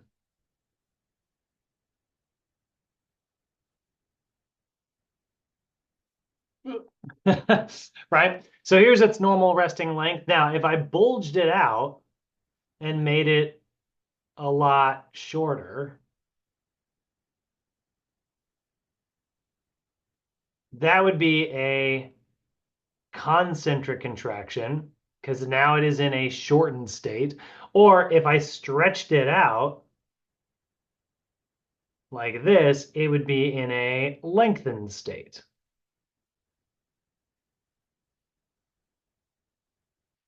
So now I've got my shortened state and I've got my lengthened state here, right? So lengthened, this is going to be what we refer to as eccentric. That's the lengthening action. It's being pulled apart this way, right? Concentric, I need some more space here.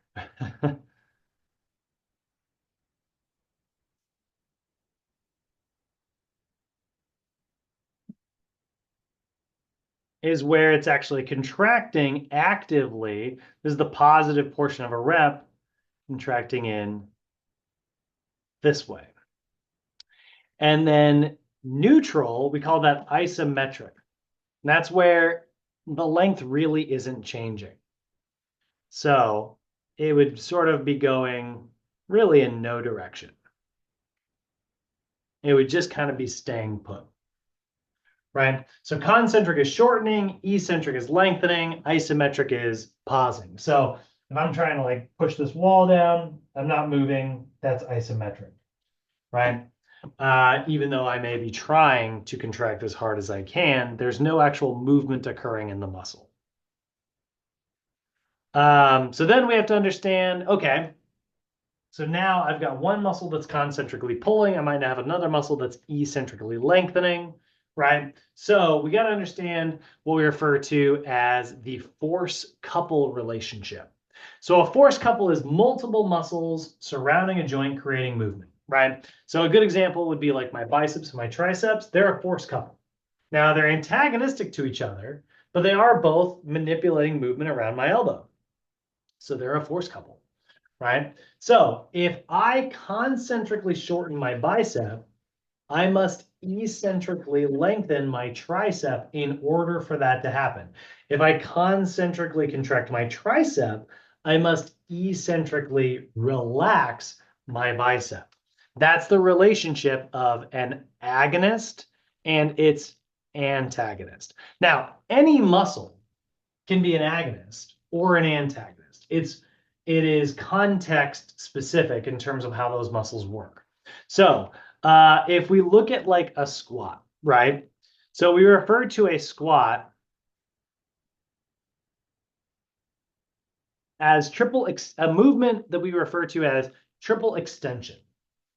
And the reason we call it triple extension is because when you're doing it, the concentric portion of the lift, and movements are always named after the concentric portion of the lift. Like they're always named after what the muscle is doing when it's actively contracting or shortening, right? So you think about like what's happening in this version of the squat right here, right? She is contracting against gravity to go this way. So her glute muscles are performing hip extension. Her quadricep muscles are performing knee extension, right? And her ankle muscles, you can see, are performing plantar flexion, which that's very confusing, but that is an example of extension. They are extending the ankle, right? Pointing the toe away. So that's what's propelling her out. So concentrically, those three muscles, the glutes, the quadriceps, and the calf muscles, are all creating movement while they're shortening to propel somebody out of a squat back to standing. So those are all examples of extension. So the squat is what we refer to as a triple extension movement. Same thing is true of like a clean. You're cleaning up, you're doing 3 extensions of the hips, also some upper body movement, or a snatch, really any variation of like squatting. It's why it's such a big part of sports and why we love squats so much. So what about all the antagonist muscles? What are they doing? Well, they are all lengthening out of the exact opposite of extension. They're all lengthening. So all those muscles are normally responsible for contracting during flexion. So they eccentrically relax during that, right? So an agonist is the muscle responsible for a particular movement, right? So the agonist is responsible for, let's say, we're going to just say we want to go this way, right? So the antagonist is going to be opposite of that. They want to go this way. Now, you also might have nearby a synergist. And a synergist is a helper muscle that goes in, kind of the same direction as the agonist, or it might just be like a somewhat similar direction as an agonist. Now, we don't want synergists to take over for agonists. We just want them to help. Because you can see here, like in this example, it's like not quite perfectly in the right same direction. It's like a little bit of an awkward angle, which is why like if your synergists do too much work, you can kind of pull your joints in actually a bad range of movement or maybe in a bad angle. But think of it as synergists are there to help. And then we have stabilizers.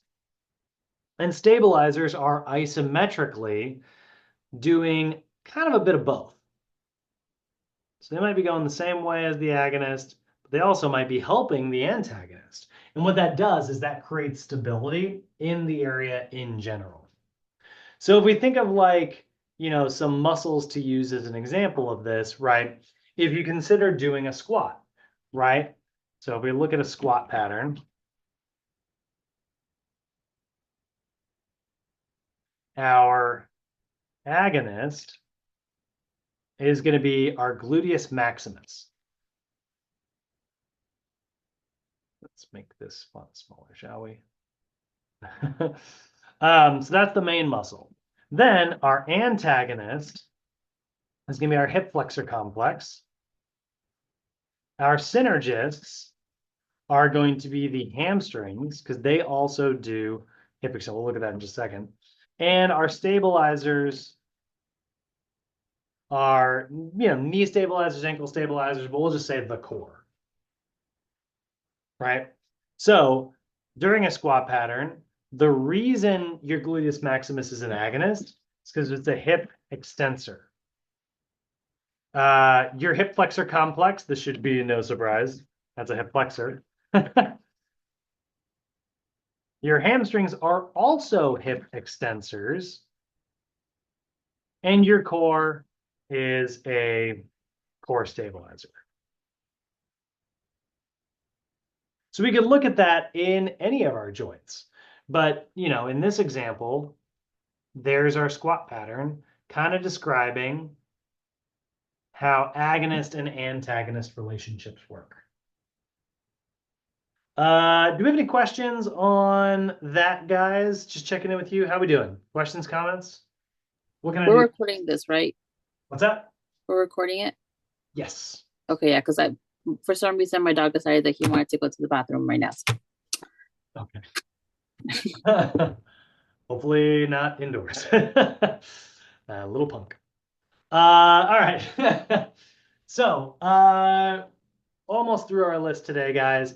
Okay, so there's our force couple relationship, right? We got it. We got our agonist, we got our antagonist. Not too hard to understand. What gets hard to understand about this is when it goes wrong. Like when this gets broken and stops working the way it's supposed to, we start to have bad squat patterns, right? So we start to end up with what we call like an altered length tension relationship. So what is a length tension relationship? Well, it is the length of a muscle. So we go back to this whole concentric eccentric thing, right? It's the length of a muscle and how much contraction it can make at that particular length. So there's a relationship between if your muscle's like overstretched, it's not going to be able to contract very well. If your muscle's already like super hyper contracted, it's also not going to be able to contract very well. It's a Goldilocks problem, right? We don't want that porridge too hot. We don't want that muscle too short. We also don't want that porridge too cold. We don't want that, muscle too lengthened. We want it for the baby bear, just right. We want it to be at the perfect optimal resting length. By the way, quick thing. I just saw a meme the other day. As someone who is not a parent, but I have many parents in the room. I just saw a meme the other day that was like getting older is realizing why Mama Bear's food was too cold, Papa Bear's food was too hot, but Baby Bear's food was just right. And it's like because the mom's like cooling down the baby's food and then it gets to eat just right, but then like she doesn't get to eat until it's like way too late. And I was like, oh, my heart. It gave like a whole new meaning to that very. I never even thought about that. Yeah. I was like, oh my God. And dad got fed right away, right? Yeah. So he's responsible for, cooling his own food down. It's true. Dude, that will not be So the case in true. my household because my wife does not cook. I am the chef in our house. But yeah, that like broke my brain. I was like, oh my God. Anyway, so length tension relationships are the length of a muscle and the amount of tension it's able to generate. So overshortened, what does this actually mean? Right? Here's an overshortened muscle. Well, let's kind of go back to over here when we talked about these proteins, right? So remember, this is all based on like, where these proteins are situated and like what length they are at, right? So if they are like this, you can see here, right? Like look at my little proteins here. I drew 3 little myosin heads, right?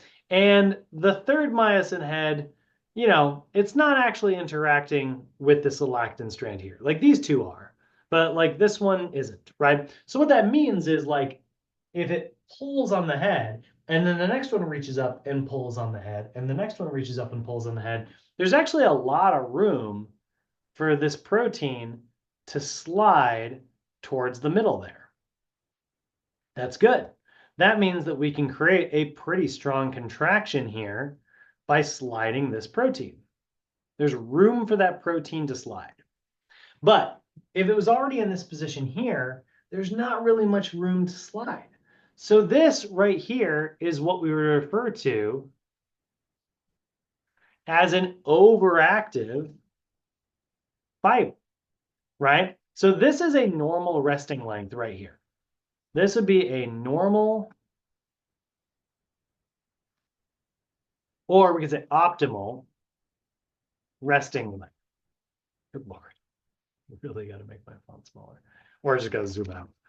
So this is a normal or optimal resting length for our muscle fiber, right? Over here, this is a shortened, or we'd say overactive resting length. So this muscle is already contracted. And so unfortunately, it's actually going to lose force production in this version over here, right? So because the proteins have already slid over one another, we have excessive concentric contraction here. That's a tight overactive muscle fiber. I'm going to have reduced strength because of that. My muscle won't be able to contract the way it's supposed to, not optimally at least. Or alternatively, I could also have this over here. What if those actin and myosin proteins barely overlap? So now they actually don't have a good amount of overlap. So my proteins can't get a grip. They're really struggling grabbing on. There's not enough actin for them to grab. Well, this would be a lengthened, or we would say underactive resting length. So that's actually a weaker muscle fiber than it should be. So if we kind of go back to this idea in our blueprint here, we're talking about length tension relationships. Well, if I have excessive hip flexion, that means that I have reduced hip extension. So I have excessively over shortened hip flexors, meaning that like that muscle's contracting too hard, which means its antagonist, my glutes, are over lengthened, right? Porridge is too hot in my freaking hip flexors and it's too cold in my damn glutes. So I have an altered length tension relationship. One muscle, let's say the muscle, because I'm talking about it contextually, I would say my antagonist to my glutes is overactive. I would say my hip flexors, which are opposite my glutes, are overactive. And so that's causing me to have a dysfunctional squat pattern because maybe my synergist hamstring muscles are trying to take over, or maybe they're just completely inhibited as well. That can happen as well. You can just have a really, really tight antagonist. So now I know what I need to do. As the trainer, I need to turn off and hopefully relax those hip flexor muscles and turn on and wake up those glute and hamstring muscles. So I might do some hip flexor stretches and some glute and hamstring activators. And hopefully that will get me back to neutral. That will fix my length tension relationship because I have the relationship of length to force production or tension production in my glutes is reduced because my glutes are over lengthened. Well, the length tension relationship of my hip flexors, here's the thing. If I actually loosen up my hip flexors and I stretch them, that may inhibit them for the workout. But in life, I actually might end up with stronger hip flexors in the end. And that seems really weird. You're like, wait, why did they get stronger from stretching them? You didn't do any strength training for the hip flexors. No, I didn't. But I restored them back to a neutral length. They were over shortened before, so they lost force production because they couldn't contract effectively. By stretching them, now I get to use the whole freaking muscle fiber, which means I might actually get some more strength out of it. That's the weird kind of counterintuitive thing about like stretching and strength training, like if I have a client who, normally as a rule, I just taught you guys yesterday. I mean, we've been talking about this for weeks, but we just reviewed it yesterday. You don't do big, long static stretches when you're working on maximal strength because it reduces the neurological activity of that muscle. It's what static stretches do. So instead, we normally use active stretches. But here's the thing. Static stretches are most effective at restoring the length of a muscle. So if I have really overactive pectorals, I actually might get more strength out of them, even though I neurologically deactivate them a little bit. by doing my static stretch, by restoring their length, I actually might get to use more of my pectorals, which actually could give me more strength. Theoretically. Probably not, but it can happen sometimes, you know? That's the weird thing about muscle legs and why length tension is so important.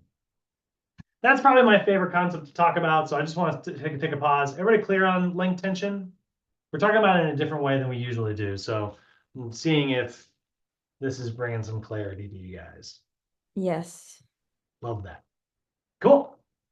Next one we got to look at is an easy one, the stretch shortening cycle. Now, naturally, you might be wondering, well, how did these muscles get so overactive? You know, like what causes, what wakes up a muscle fiber? What's like, what causes it to do all these things? Well, part of that sometimes can be what we call a stretch shortening cycle.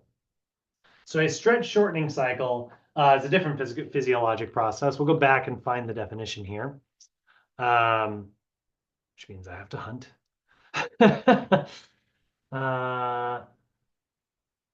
Close. Oh, by the way, here is a muscle imbalance. So this is an altered length tension relationship, right? Over shortened, over lengthened, joints messed up. So that means the next one should be stretch shortening. Yes. All right. So a stretch shortening cycle by definition is loading of a muscle eccentrically to prepare it for rapid unloading. So there's a couple ways to kind of think of concentric, eccentric, and isometric. I'm going to go back to this. So you can think of concentric as a couple things, right? It is the positive of the lift.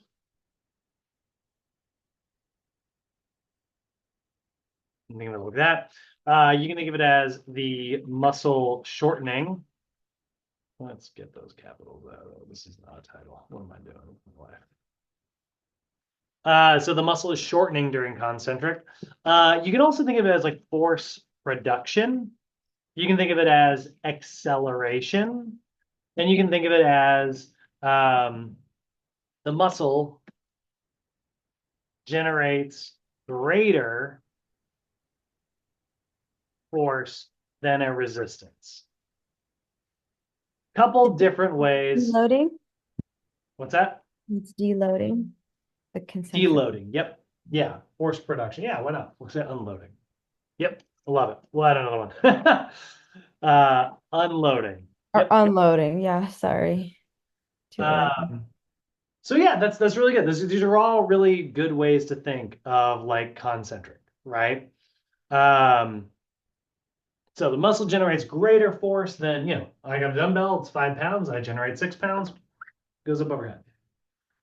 In order to do that, I had to shorten my muscles, right?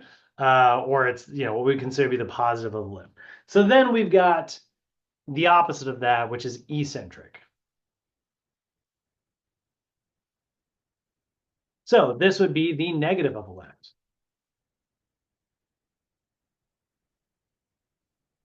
Guys, a little negative there for a second. This is the muscle lengthening. This is force reduction. This would be deceleration. Or the muscle generates less force than a resistance.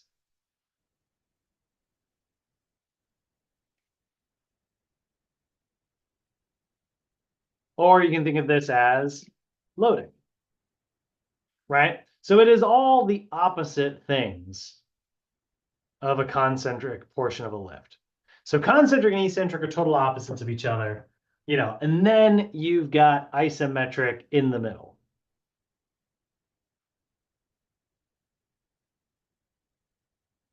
This is where some of my opposite stuff breaks down a little bit. So this isn't the negative or the positive. It is the pause of a lift. So it's the pause in between. So concentric, pause, isometric, eccentric, lower it back down.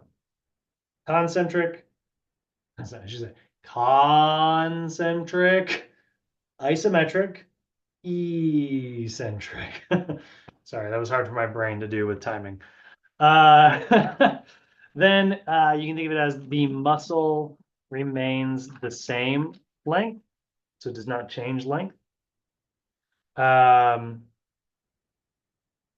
You can also think of this as not force production or force reduction. You can think of this as force stabilization. It's not accelerating or decelerating. It would be stabilizing. So I don't know what to call that, but we'll say pausing again. Or just holding. We'll say holding. And this is the muscle generates equal force to a resistance. So your isometric is equaling the force that you're applying to it. So a 5-pound dumbbell, I generate exactly 5 pounds of force. I'm going to hold it right here. It's not going to go down. It's not going to go up. And this isn't loading or unloading. It's just stabilizing, right? It's loaded. It's loaded and waiting, locked and loaded. I never know. That's great. These are easy because they're opposite to each other, but this I always have a hard time with isometric.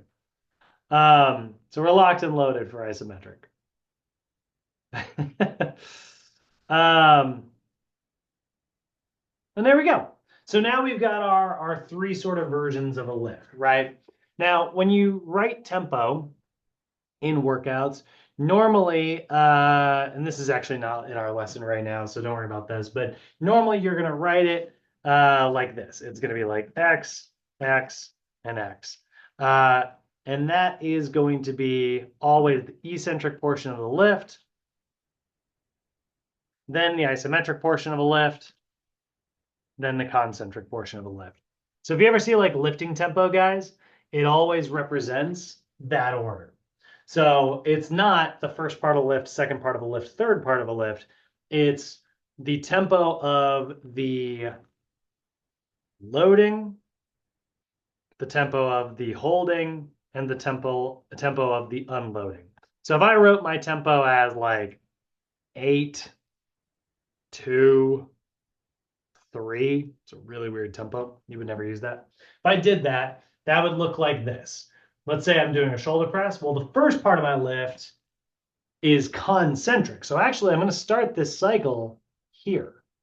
So I'm going to go 1, 2, 3. I'm going to hold for 2, 1, 2, and I'm going to go down for 8. 1, 2, 3, 4, 5, 6, 7, 8. Might hold for another 2.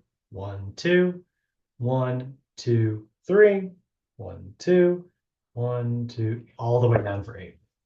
So that's actually why you'll see this other number here. This number, sometimes in a 4 version tempo, these 2 numbers will always be the same. Your isometric is on both sides of the isometric, either this here or here. But that's actually not today's lesson, so don't worry about that for now. I picked a tempo that like doesn't exist in the world, but but that is how that's how it works. Cool. So that's what so a stretch shortening cycle. If we go back to our whole concentric, eccentric, isometric thing, right? A stretch shortening cycle is where you apply a stretch, which remember that's eccentric lengthening or loading, which then naturally triggers as a protective mechanism in your muscle the concentric shortening or unloading. So if you guys can feel this right now, just go like this, watch whatever's around in your room, and just pull your arms back. You'll notice it will naturally bounce forward, right? Or even just swing your arms up.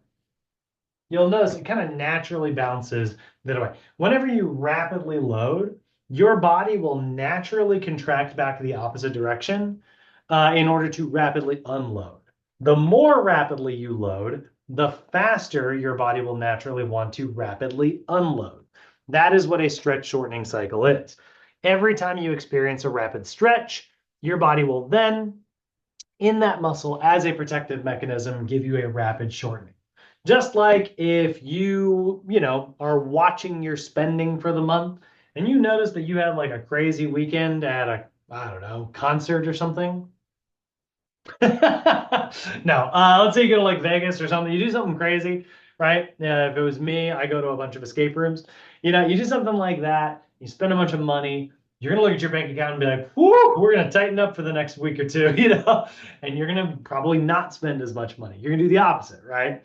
So like you experience the faster you spend money quickly, probably the tighter and more restricted you're going to be afterwards, right? Same thing is true of your muscles. The harder you stretch or the faster you stretch, the more quickly you're going to actually shorten, which is actually why when we're doing explosive movements, we don't just want to like go down and then jump.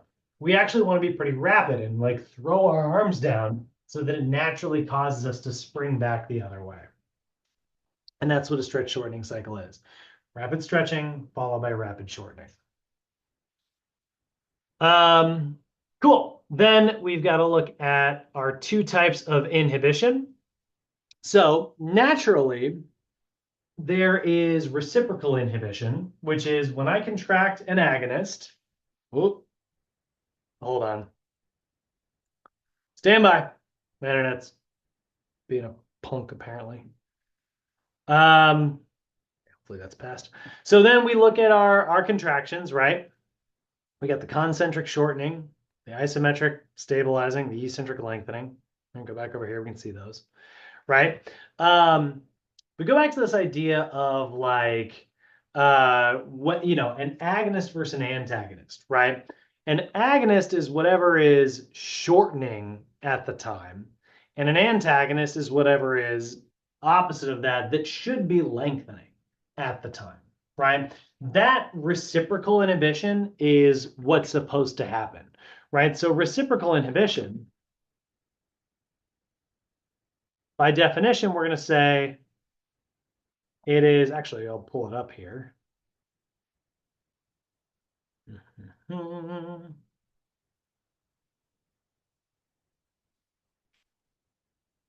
Oh, come on. Is that how it is?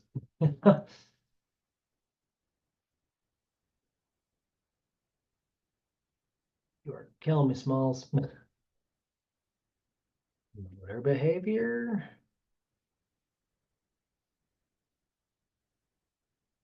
Oh, you know what? I just remembered. There is a search feature.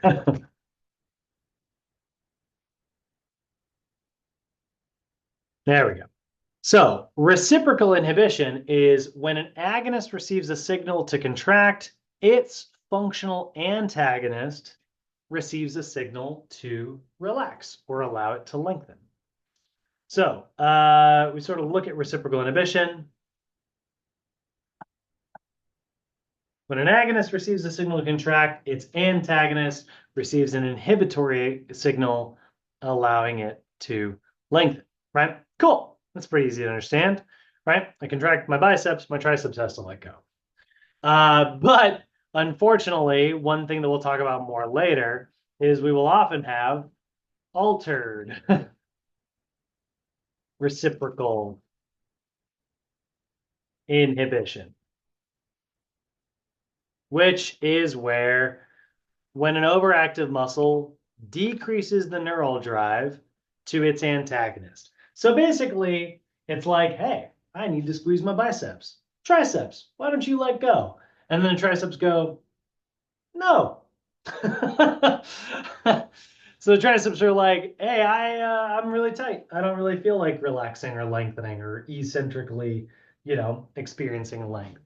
So they actually just continue contracting. And what that does is that decreases how strong your biceps are.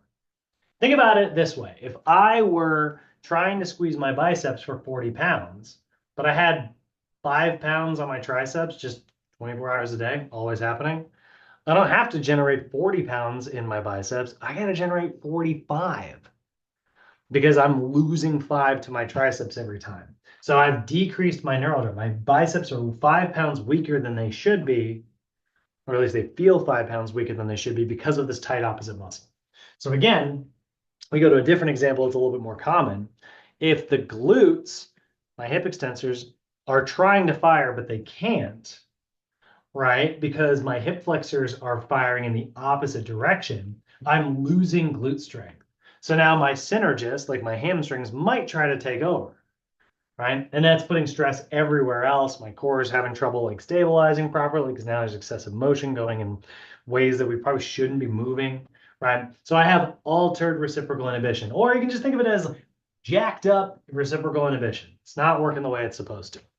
So what I need to do is find some way to hack my nervous system in order to inhibit that tight muscle. I've got that stupid muscle that won't let go.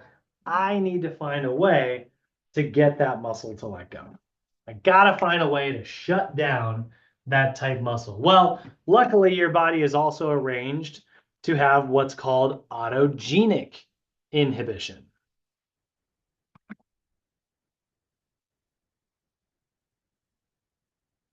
And autogenic inhibition, is right here. It's the process by which the nerve impulses, it's actually not what I want. Hold on. Is it the one I want?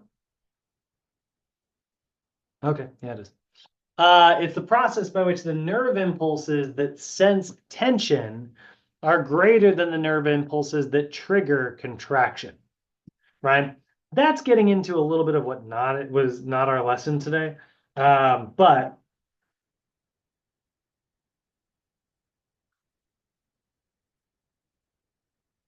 the nerve impulses that sense tension, which are what are called your Golgi tendon organs, are greater than the impulses that cause muscles to contract, which are your muscle spindles.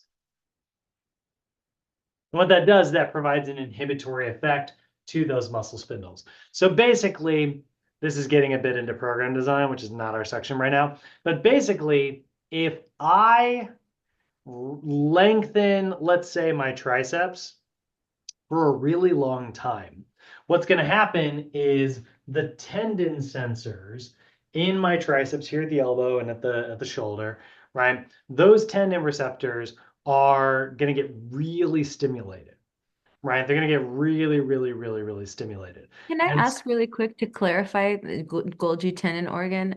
yeah, Does it exist in every tendon? yeah, everyone. Okay, okay. Yeah. So, and remember, every muscle has two tendons at least, On right? one side, yeah, one on each side. Mhm. So, okay. So if I pull my muscle here, go back to our little picture here. If I pull end to end like this, the Golgi tendon organs that live here and here, right? Those guys are being pulled on, and so they're getting activated, which makes them sense tension, and they're like, "Oh no, we're gonna rip off the bone," right? So when they think they're gonna rip off the bone, they're like, what should we do? We should get as much length out of this muscle as possible." Right now, meanwhile, that muscle, remember, it's excessively concentric, right? So the muscle spindle's been trying to protect itself by just like contracting like this. Golgi tendon organ's like, listen, bro, we're going to rip off the bone. That's a serious injury. I need you to let go and stop contracting. So it will actually create an inhibitory signal, which causes the muscle spindle to naturally lengthen out. And it will literally inhibit it. And that's how we kind of hack our nervous system. We use our nervous system to kind of, hack our muscular system to cause it to relax. So when I apply an extended, very long eccentric lengthening to a tight muscle, I'm pulling on that muscle's tendons.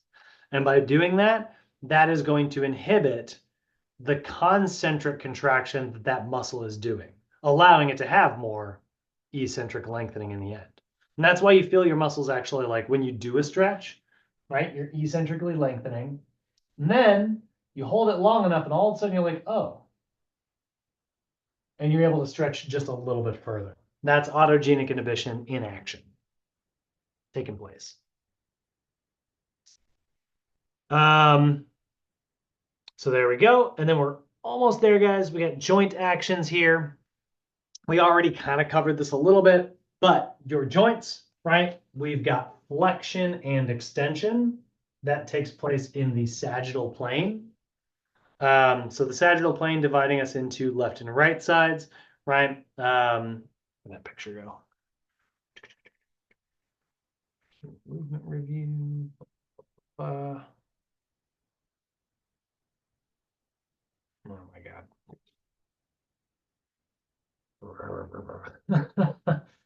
Oh, I'm way off. No, back up here, please.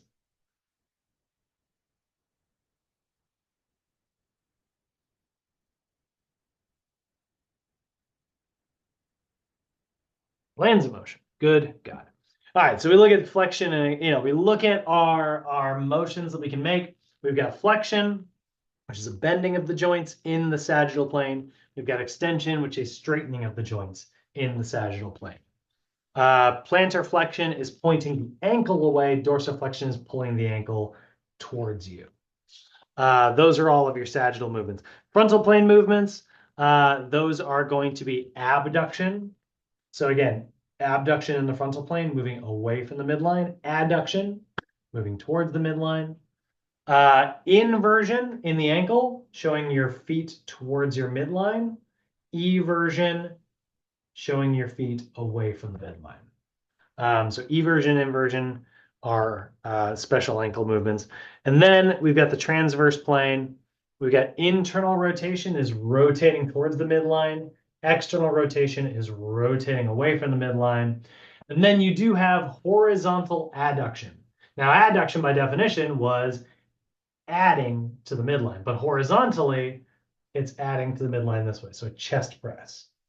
Horizontal abduction, regular abduction was abduction away from the midline, but horizontal abduction is abducting away from the midline, but again, in the transverse plane. And then the ankle, in the wrist, you've got pronation, palm down, supination, palm up. Cool. Finally, our last little bit on the blueprint for today, your muscular systems. So we go back to our core.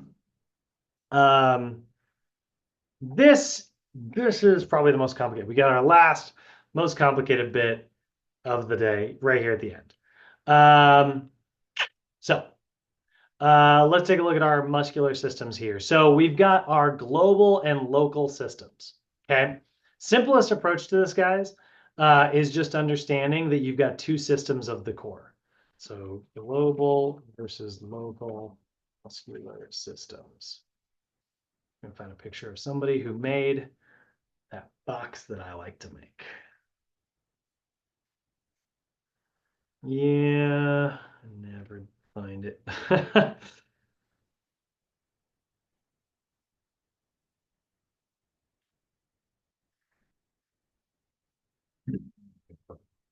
right, we'll go back here. This, I don't find what is in the book to be particularly helpful.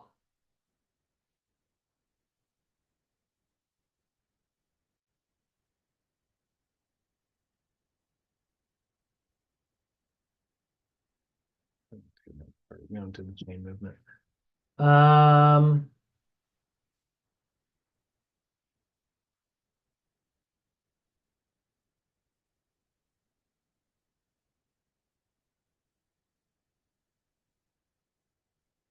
There we go. Okay. When we look at our muscular systems, right, in the core itself, we're going to break this down into global versus local muscular systems. So you take a look here. Oh, please. Don't stay pixelated. There we go. So you take a look right here. Your local stabilizers, guys, think local means close to home, right? You're local. You're from the home, right? So our good muscles that are examples of the local stabilization system are muscles like our transverse abdominis, right? That's the innermost layer of abdominals that are there, pushing back and stabilizing the spine. Then we've got our multifidus, which is the innermost layer along the spine here, pushing and stabilizing from the backside. So now I've got stability pushing from the back, and I've got stability pushing from the front.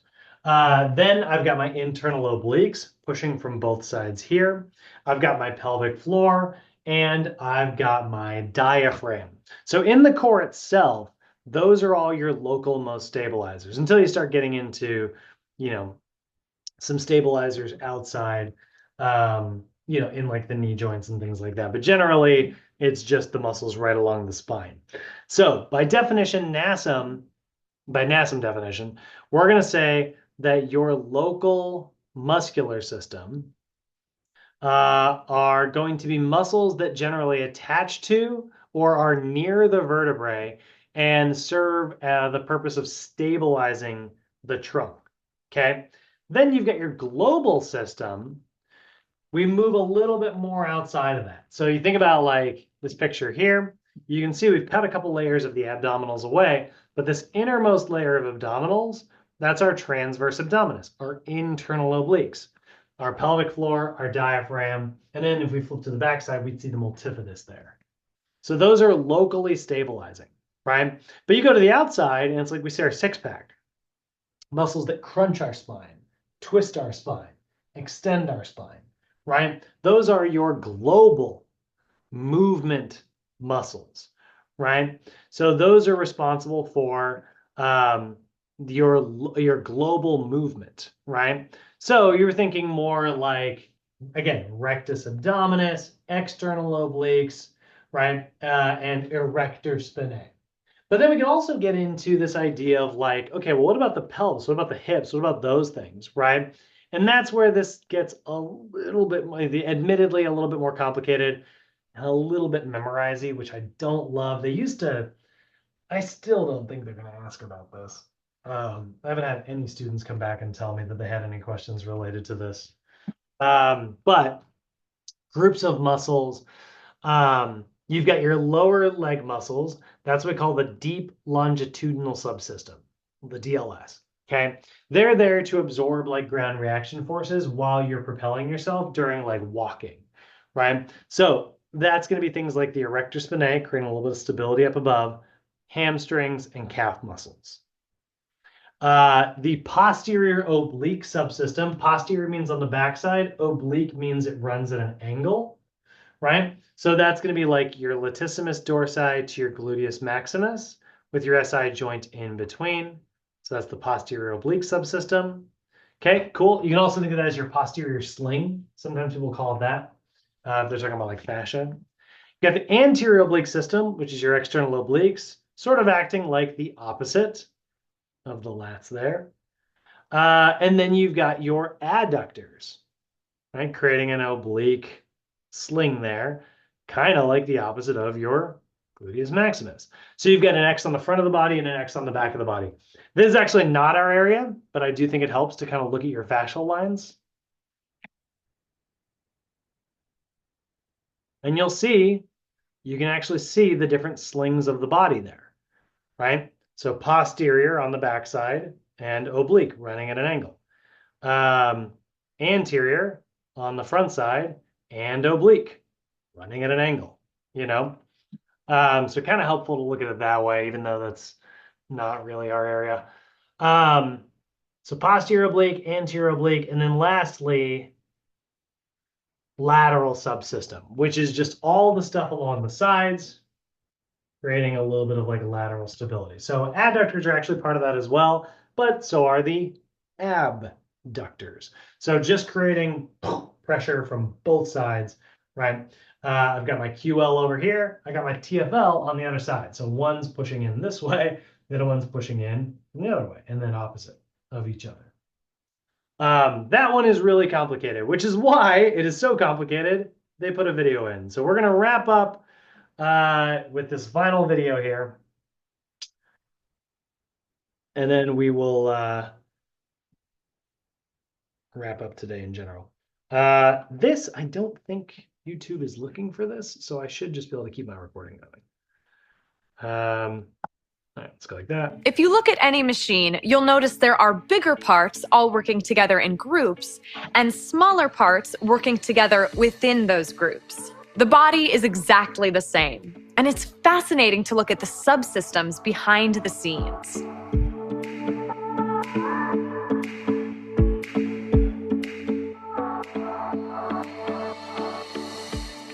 There are two overarching categories of the muscle systems: local and global. Local muscles stabilize the spine and peripheral joints. Deep muscles of the spine, like the transverse abdominis, is an example of a local muscle that stabilizes the spine, whereas the rotator cuff muscles provide a joint support system for the shoulder. The global muscular system is made up of larger muscles that initiate movements and tend to function across one or more joints. It's also commonly called the movement system, since it takes on more of the heavy lifting, quite literally, with everyday functional movements like walking, pushing, pulling, and squatting.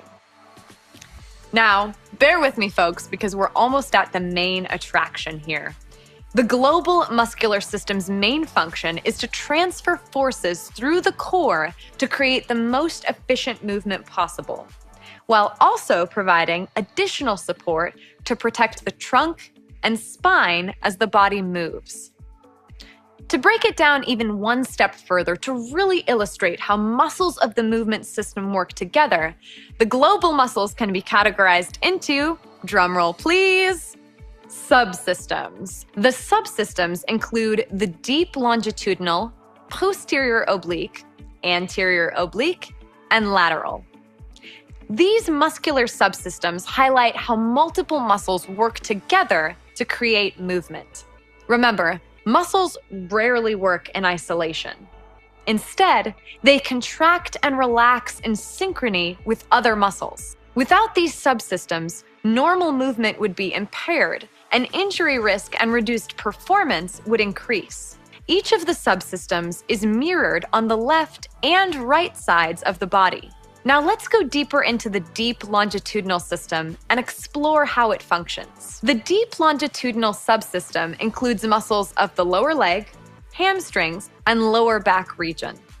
Working together, these muscles absorb and control ground reaction forces during walking and running.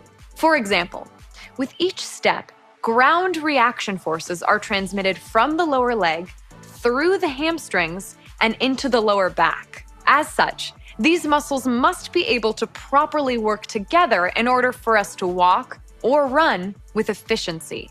Next in the spotlight is the posterior oblique subsystem. The posterior oblique subsystem is made up of the latissimus dorsi, the thoracolumbar fascia, which is connective tissue of the low back, and the contralateral, or opposite, gluteus maximus. The latissimus dorsi and contralateral gluteus maximus create a nearly straight line with each other across the sacroiliac joint, which is a small joint in the pelvis. When the muscles of the posterior oblique subsystem contract, they produce a pulling force across the thoracolumbar fascia and a stabilization force at the sacroiliac joint. In other words, the latissimus dorsi and the gluteus maximus work together to help support the pelvis and the sacroiliac joint. When it's mirrored for both the left and right sides of the body, the posterior oblique subsystem forms an X across the low back and provides extra support for the pelvis. The posterior oblique system works together with the deep longitudinal system, particularly during gait. For example, when you're walking or running during heel strike, forces are traveled from the lower leg through the hamstrings to the gluteus maximus and across to the contralateral latissimus dorsi. As a result, these muscles must collectively work together in harmony to produce efficient movement. If they don't, movement can be altered or injury may occur. Next, we'll get into the anterior oblique subsystem. The anterior oblique subsystem is similar to the posterior oblique subsystem, but on the front side of the body.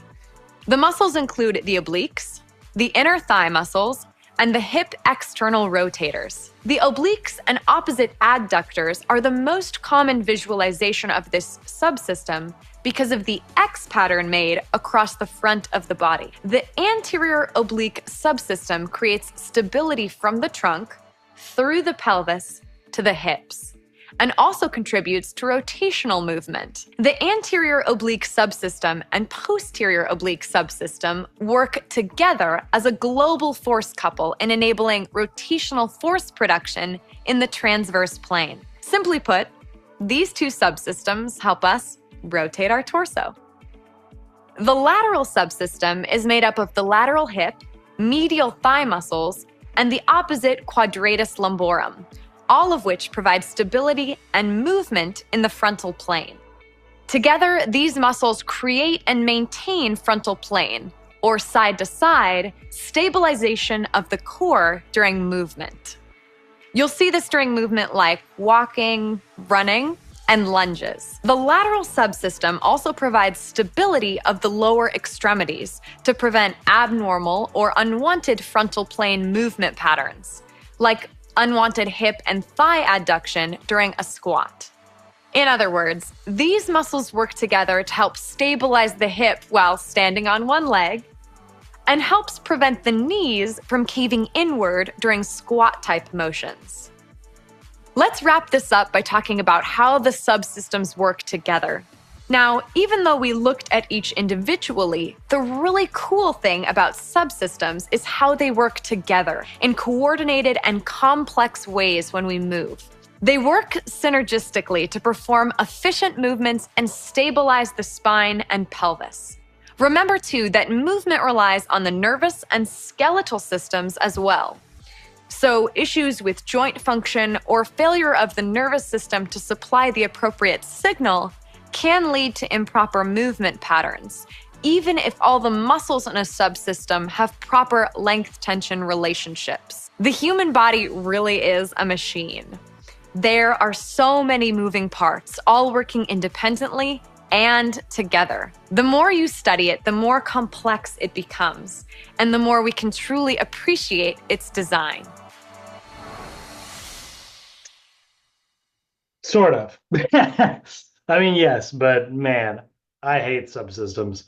It's basically just like memorizing which muscles are which is why I don't. NASM doesn't do a ton of memorizing stuff on test day, which is why I'm pretty sure you're not going to get any questions related to that to the subsystems there.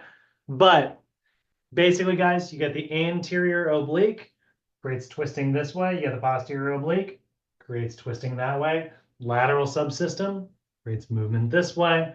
And deep longitudinal subsystem creates walking motions and running motions and things like that. Sagittal forward propellant. So, that is the first section of working our way through every one of these little bullet points. A little more freehand today. It's a bit of a weird lesson. I know I'm kind of making a lot of charts that are, kind of on the fly and stuff. But that's from a couple days ago. But yeah, any questions or anything you want me to go over right now to get some clarity for y'all? Feeling good? Tomorrow yeah. So tomorrow we're gonna do energy systems and nutrition, which will be really good. All right, guys. Other than that, let me kill this recording here.